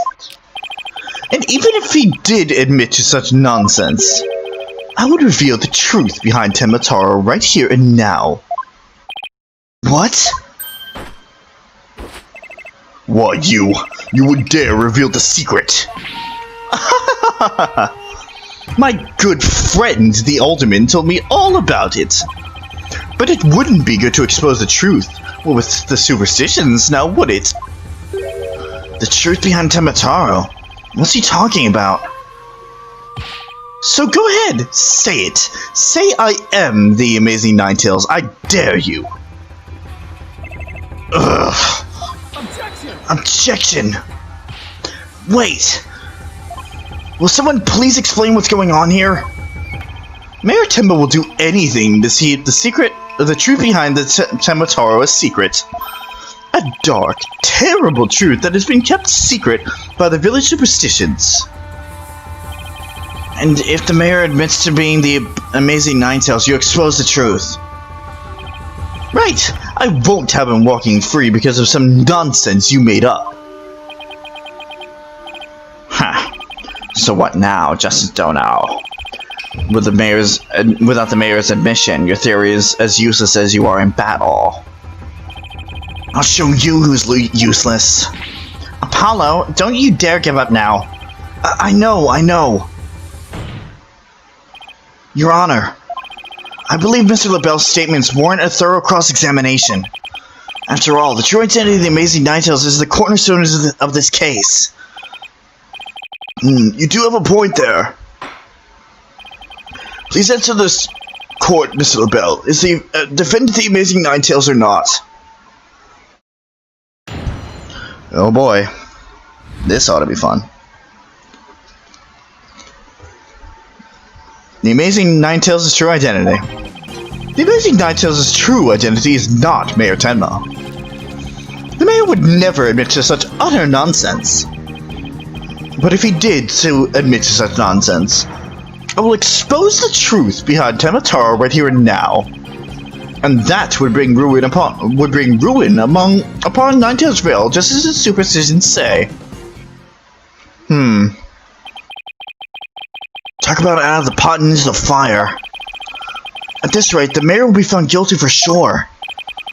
Honestly speaking, if Mayor Damien Tenma is not the Amazing Ninetales, I'm afraid I don't see how the defense has much of a case here. And let's just leave it at that, shall we? We all know the Alderman Cuban was the Amazing Ninetales anyway. I mean, that's how Ninetales Vale made a comeback. The Alderman was so popular. There's gotta be a hole in that testimony somewhere. But I don't even know where to start. Since we don't have any proof that the mayor is the Amazing Ninetales, then we'll just have to get him to admit it himself. But if he admits it, LaBelle's going to expose the secret behind Tenma. We're so close, I know it! The defense may cross-examine the witness. Damn it. Oh god. I'm using Ninetales for identity.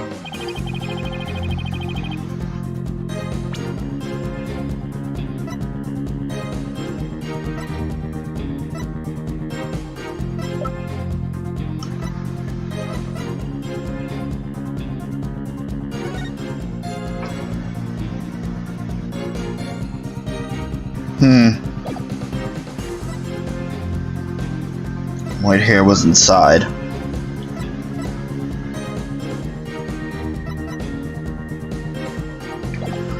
I think we have to press. Hold it! This whole case only makes sense if the mayor is the Amazing Ninetales. I know you use his mask to create the illusion of a locked room murder. Silence! Nothing more than idle speculation. You've no evidence now, have you? Objection! Mr. LaBelle knows what the statue originally looked like. That means he had to have been in the Fox Chamber while it was still locked tight. Hold it! Sorry, but I heard about it from... I heard about the statue from Alderman QB. If you don't believe me, just ask him. Oh, but what's that? The Alderman's dead? Looks like the joke's on you, my sweaty little friends. Apollo, you mind if I bring his neck? Wait in line, cause I'm going first. Temper, anyway.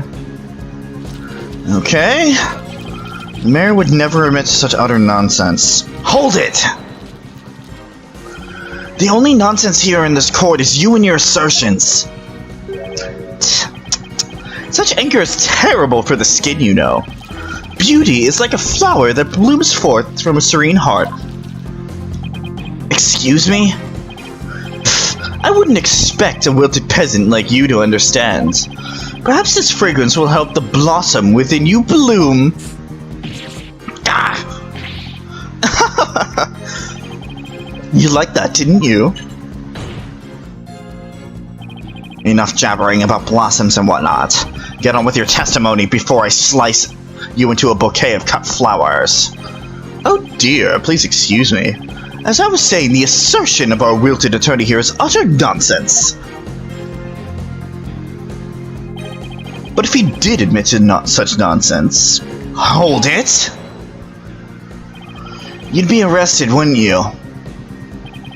Yes, it's true. I would be sacrificed upon the altar of justice despite my innocence. What a terrible loss that would be for the future of humankind's cosmetic needs. It's a tragedy that must be averted. Defend me if you understand this. Silence. The only terrible loss is the time wasted by your ceaseless yammering. If you would avert the tragedy awaiting you in that vexing visage of yours, then...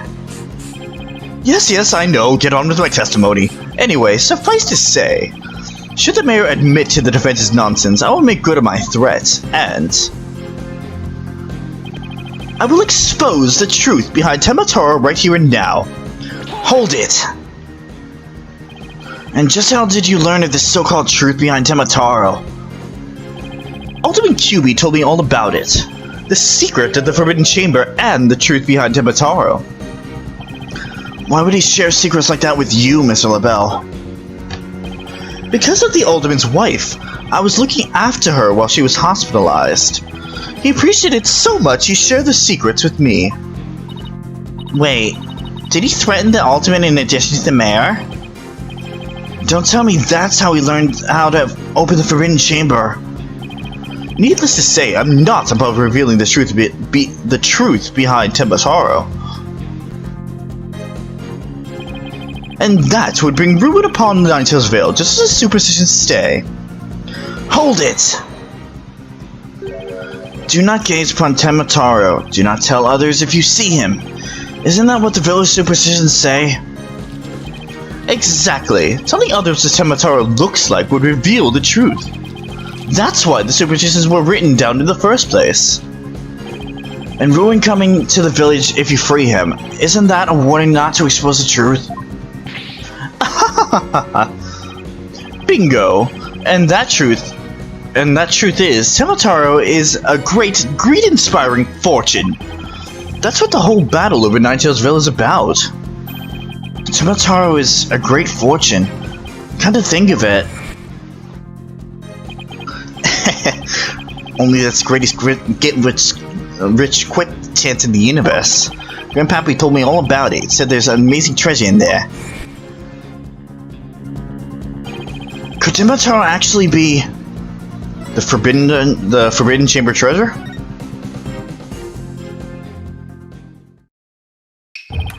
Telling the villagers that Temataro is a terrifying yokai is what has scared them away from the Forbidden Chamber and the treasure within.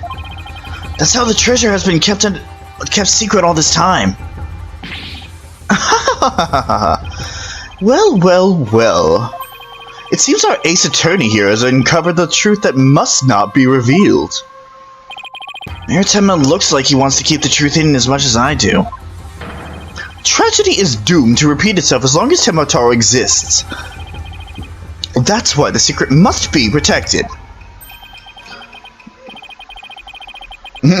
You're a little late there, Cassandra. Chris only popped in and stepped out. As long as Temataro exists, huh? Mr. LaBelle, please add a statement to the testimony. Tragedy is doomed to repeat as long as Temataro exists. Is it now?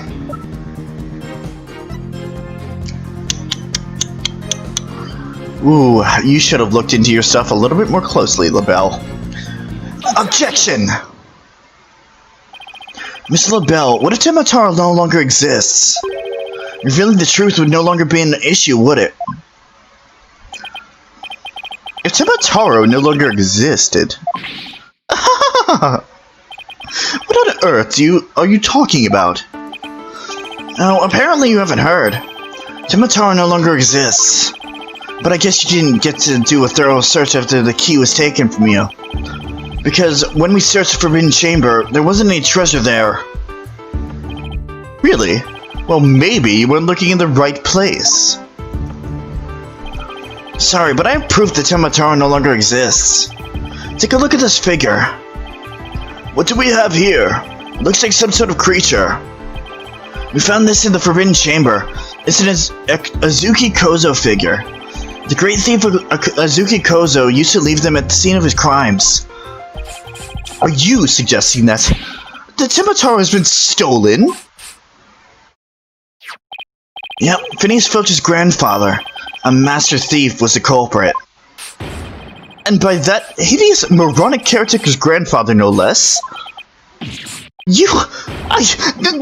No! My beautiful golden Temataro was... The greed inspired by Temataro can no longer bring ruin upon Ninetales Vale. Isn't that right, Mayor Tenma? The root of tragedy would indeed seem to be gone. In fact, I now recall the Alderman revealing that secret to me on the day of our meeting. He must have been speaking of Tenmataro. For he said to me, the gold ingot was gone. The gold ingot? You mean the treasure that is Temataro's true form? Recall, if you will, the scroll in the Forbidden Chamber. Temataro's the yellowish object shown there. A giant gold ingot that my nomadic ancestors bestowed upon Ninetales Vale. In return for that gold, my ancestors did receive from Ninetales Vale land that would become Tenmatau, but drive the villagers mad with greed to that great fortune. Bitter was our greed-fueled battle. It was as if they were possessed. My ancestors' gold became a curse upon their village, a curse of ruin. Thus, it was that the Yokai Temataro came to be. So Temataro and the village superstitions were merely fairy tales to scare people away. Ha, fairy tale or not, Temataro made quite the mess of things.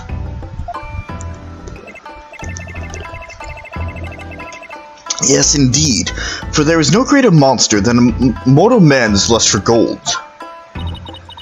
Well, you know what they say, the love of money is the root of all evil. Ancestors did bring a terrible thing here to Ninetales Vale, a thing so terrible that Temataro, a monster just as terrible, had to be created to keep it a secret.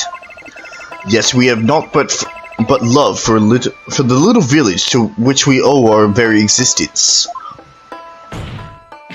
Temataro would never seek to take over Ninetales Vale in a merger. Oh my, that was quite a shocking lesson in history. Mr. Mayor, now that we know Temataro no longer exists, are you ready to admit your secret? You are the amazing Ninetales, aren't you? Hold it! No, don't do it! Please, no! Your goose is cooked. Be gone, you demented demon! Oh, shit.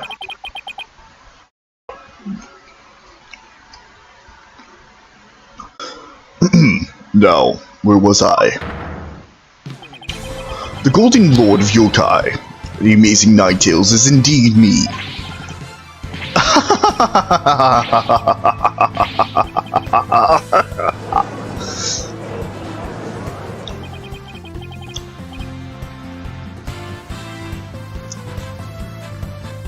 Basically the true identity. Yokai are monsters that are connected to everyday things. A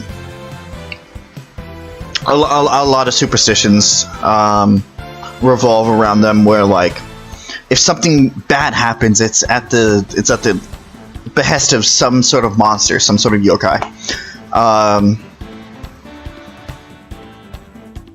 It's literally just stuff for masked wrestling. There's no actual true yokai. And that means Jinxie. Yes? The man wearing the mayor's clothes who you saw collapse in the Fox Chamber. Was he wearing the amazing Ninetales' mask? Uh-huh. That's what made me think it was Papa. He said he was going to reveal the secret identity to Alderman QB that day, so it really wasn't Papa I saw there, was it? It was Florent's idea from the start. He advised me to reveal my secret identity to the Alderman. Yeesh, Rube Goldberg machines have less elaborate setups than LaBelle's scheme. You may rest easy now, little Jinxie. That monster's deception is through. Caw. The true facts behind this case have finally come to light. Mayor Tenma did not kill Alderman QB, but Florent LaBelle did. How dare you, peasant? No.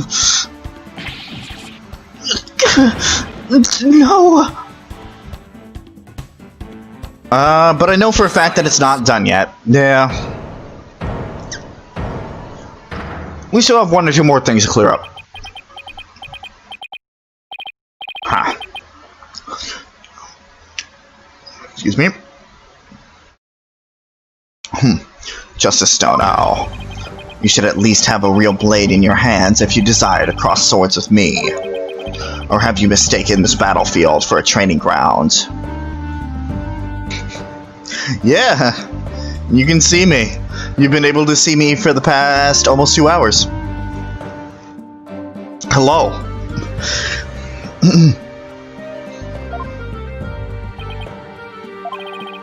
What's this guy want now? Evidence is like a razor-sharp blade that cuts through bone as don't rebut her. But you have only blind guesses, a dull blade incapable of cutting even the cake. Yes, you're there, Mr. Justice. After all, evidence is everything in a court of law. But...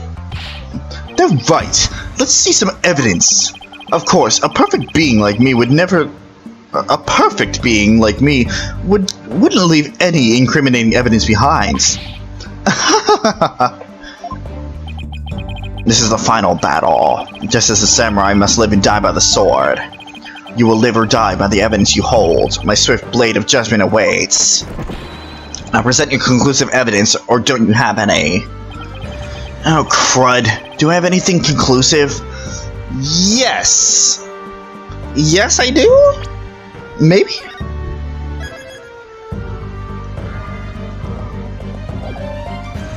Of course I do. Evidence? Oh, I have evidence. You do? Of course. It's just the conclusive evidence we need, too. I'm going to finally prove Mayor Tenma innocent. Here comes justice. Here we go. Let's review the facts. The most damning evidence against the mayor was the crime scene itself. The mayor and the victim were the only two people found in the room. We also have... we all thought the alderman was killed because he was the Amazing Ninetales. But as we know now, of course, we were way off. The Amazing Ninetales is really Mayor Damien Tenma. That's why his daughter Jinxie saw the Amazing Ninetales collapse at the scene. She mistook him for her father. These are the facts as we have revealed. However, Mr. LaBelle's asserts that he did not leave any evidence at the scene of the crime. But he didn't say anything about evidence outside of the crime scene. Maybe he isn't as clever as he thinks. Does any of the evidence found outside the crime scene provide any clues? The mask. Oh, I know. The Amazing Ninetales' mask. We found it washed up along the river. What sort of clue does that mask hold? The white hair. And what about the hair and the mask? Who does it belong to? Florent LaBelle. The white hair is LaBelle's. Alright, the hair is Florent LaBelle's. Yes, now that's what I call conclusive evidence.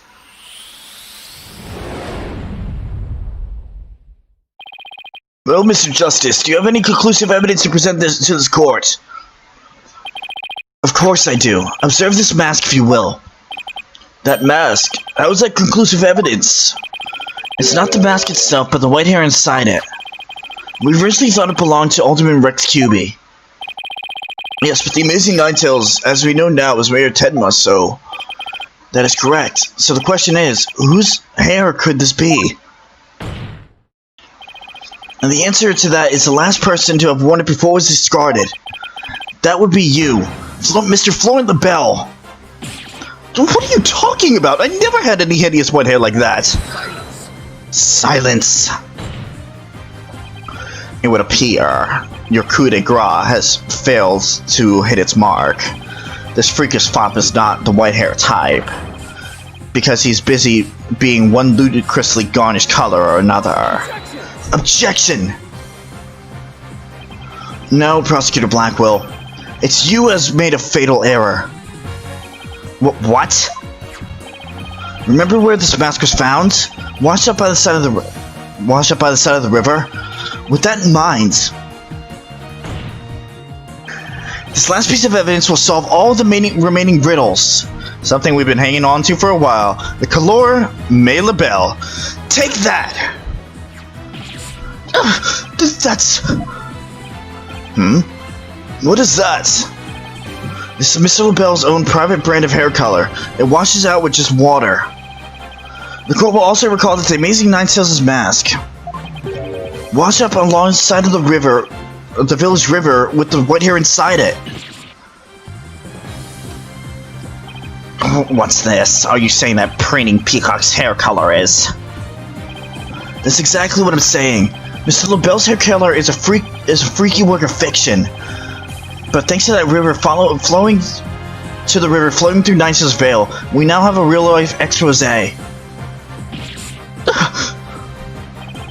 The white hair in this mask is conclusive evidence proving you're the real killer.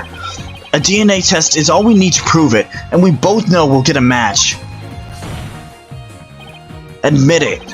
Florent LaBelle, you were the one who killed Alderman Rex Cuby. You, a peasant, how dare you? I'm going to exterminate you like this is the Alderman. No, my makeup.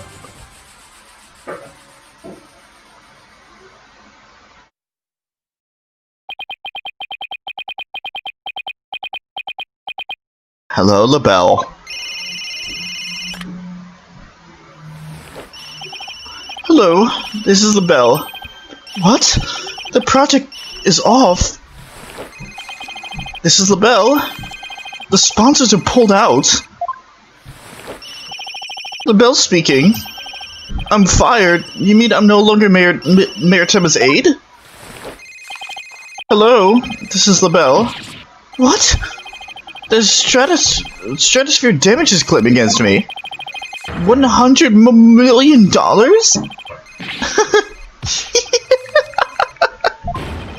I'm finished, washed up, stick a fork in me, I'm done.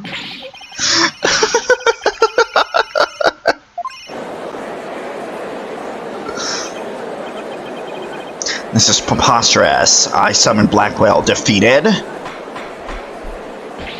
Order! Order! Order in the court!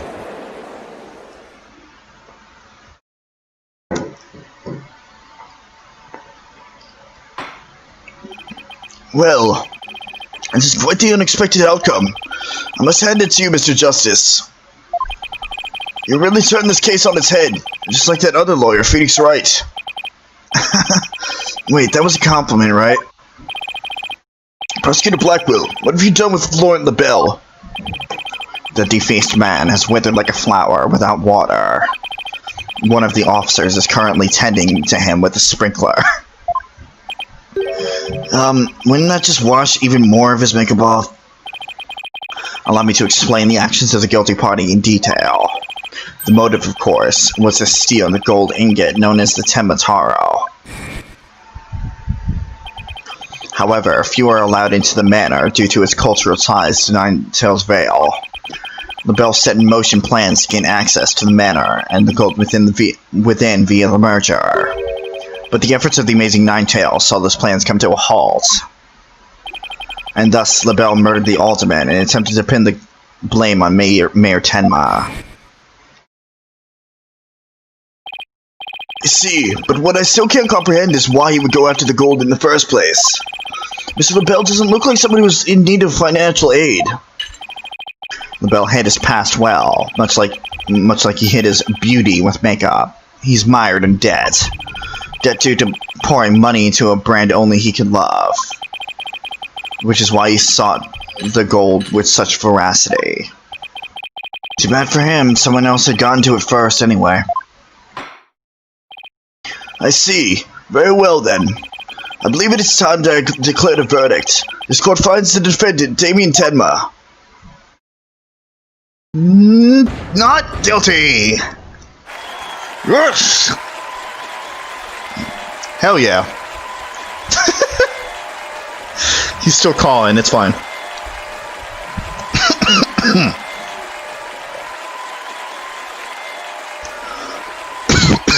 I'm so sorry. Court is adjourned!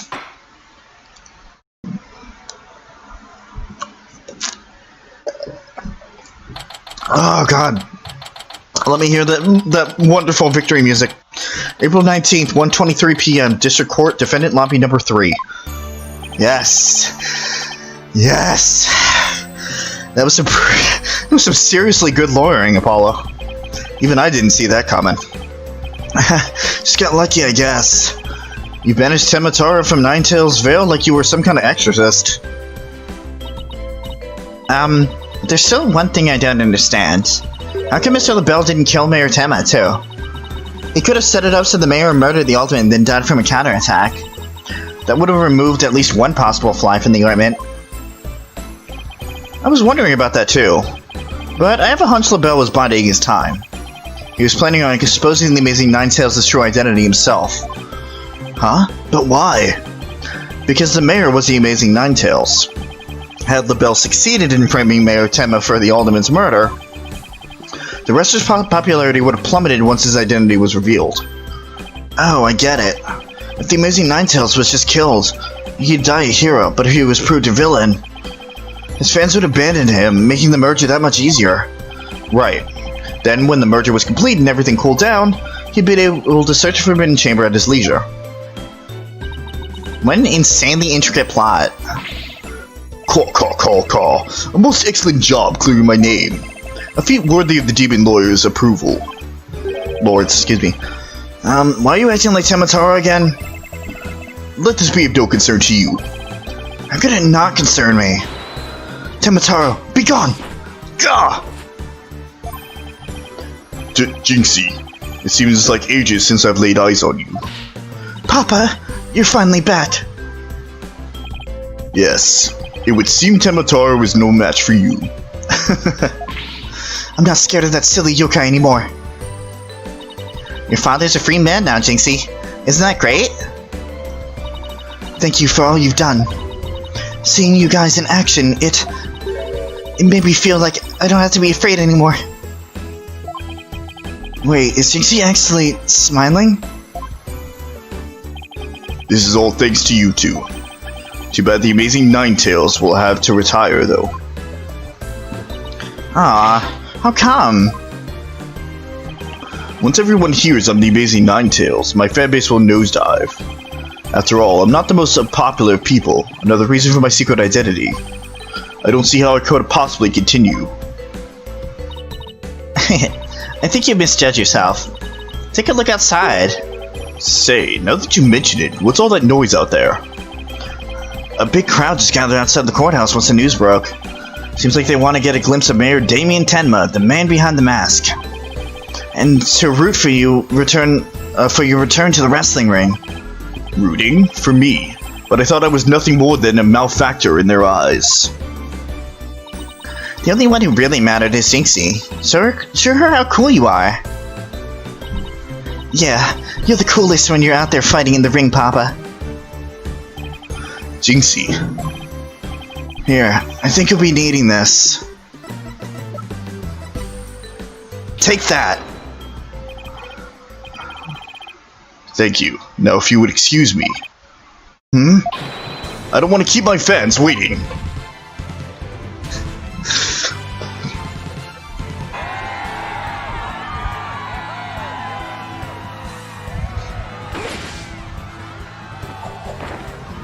Oh, wow! Nice transformation.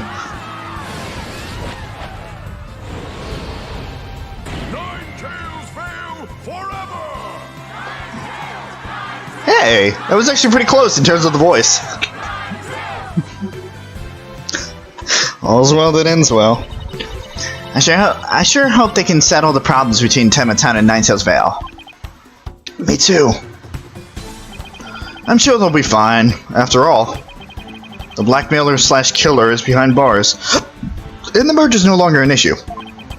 Plus, the amazing Ninetails is obviously still a hit. I suspect Ninetails Vale will be too. It's all because we believed in our client, just like you said.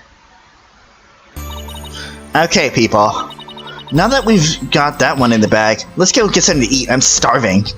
Sounds good. I've been so nervous. I've been eating since yesterday. Better keep eating, Apollo, or you might have to start looking up at me. Huh? I'm definitely past my growth phase, and you should be about past yours too. Are you kidding me? I'm just getting started. Ready or not? It's face stuffing time. Keep eating like that, and the only direction you'll grow is sideways. Very funny. But I've got a hollow leg. I can eat as much as I want without getting an ounce. That's called a high metabolism, and take it from me, it's going to stop at some point. Really? Wow, I can't wait to see this. Calories? Ha! Just let him try to stick on me. Alright, already, you two. Let's get going before the old man closes shop. El Dude's Noodles isn't an all-night stand, you know. What? I'm with Mr. Wright. Let's go. Also, it's 1:30 in the afternoon. I think you will have time. I've been waiting to have a bowl from there ever since Mr. Wright told me about them. Well, what are we waiting for? The noodles are on me today, so I expect some serious eating from you two. Yay, thanks, boss. I won't let you down. Athena has no idea what she's getting into. Mr. Eldune's noodles are so hot and salty. 2 bowls would kill a man. Yeah, well. That was our first case together, and it felt like nothing could bring us down after that. The dark age of the law seemed so distant, so irrelevant to our small, cozy office. But little did I know that it had been lurking all along, right there, behind us. The first time it made itself known was during the murder at Themis Legal Academy. That case would mark the twilight before the dark, cold night that was to come.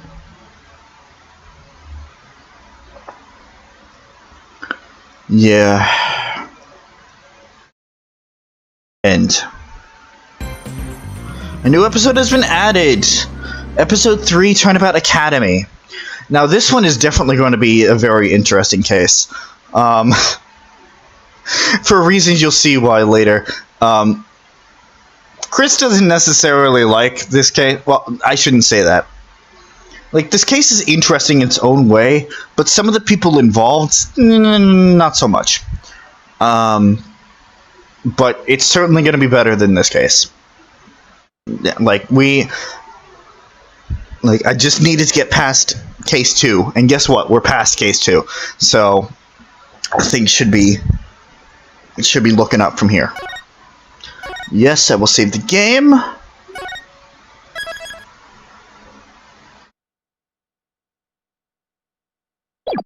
I'll head back. So that's episode 3, Turnabout Academy. No. Nope. I think finishing this case is a good way to wrap everything up here. I'm not trying to kill myself with these streams. I'm just trying to get stuff done.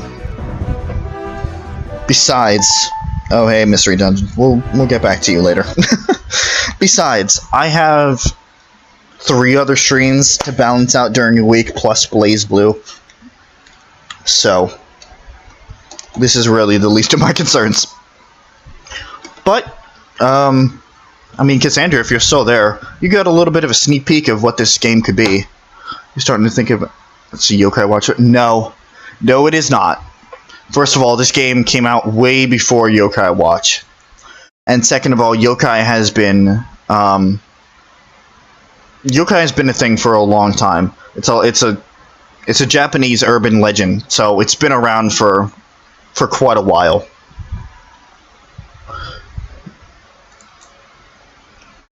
But what I was trying to say is, Cassandra, since I know you're still here, you got a little bit of a sneak peek of what this game could be, so, make your own opinions. But I think I will start to sign off. In terms of everything else, you're definitely getting a Blaze Blue episode tomorrow at noon Eastern Standard Time. Saturday is going to be more Fable 2 with the group. Sunday, that is my day off. Although I might get my hair cut. Monday is going to be more Horizon Zero Dawn with Chris. And Tuesday is going to be more Pillars of Eternity with PJ, hopefully. And then the cycle starts all over again. Again, I do want to make it clear that the Phoenix Wright streams are either going to be the Wednesday or Thursday of every week. I'm only doing it one of those days, and the other day I'm taking off.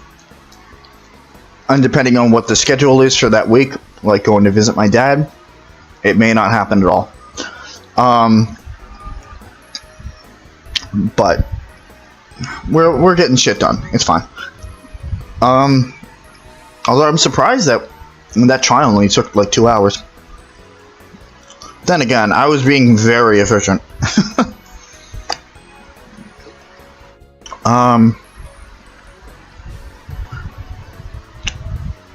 In the meantime, you could see that we got some new thumbnails. I didn't mention it in yesterday's stream, which I completely forgot about. Today's Thursday, Tuesday stream.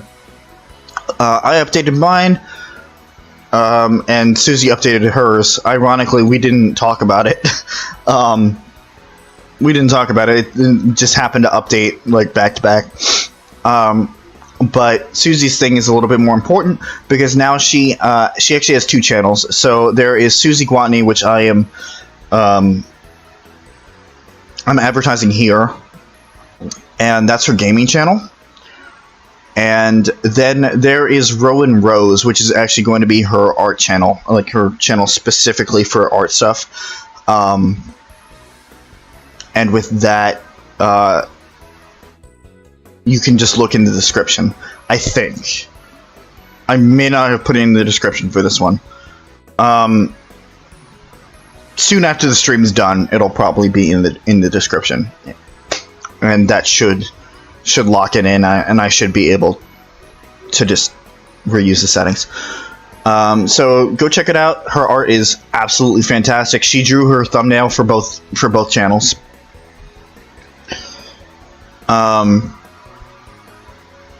And in terms of everybody else, Chris is working on it. He has some videos coming out. I think he just did a reaction video to Turnabout Storm, or its sequel, whatever the fuck it's called. The first trial of it. So if you're interested in that, check it out. And he also has some videos out with Pooja, some Earthbound stuff, and Wonderful 101, although apparently he doesn't have any more recorded. So some stuff is going out there. In terms of PJ, I don't know. And realistically, that's for Suzie too. She doesn't really have much time for the gaming stuff right now because she's taking care of a kid. But it's okay. Oh, you played Detective Pikachu. I heard it was okay. I heard it wasn't as popular, but hey, if you liked it, all power to you. I watched the movie. I enjoyed the movie. It was entertaining. I think that is about it. So we're gonna wrap things up here. Thank you guys for watching. I really appreciate you taking your time to come out here and watch this stuff, whether it is with me in the chat during the stream or afterwards. And if you are watching it, don't be afraid to leave a comment. Just don't be a dick about it. And I know that Phoenix Wright isn't the most popular game around, or popular series around, although when the next game comes out on Switch, I'm sure it will be. But this is more for my own personal satisfaction than anything else. If people come in and they enjoy it too, then that just makes things even better. But I hope to see you guys in the future for future streams. We're not going anywhere. And check out my other stuff too. It's not as bad as you might think. But I'm rambling again. Thank you guys for watching, and see you guys next time. Have a good evening.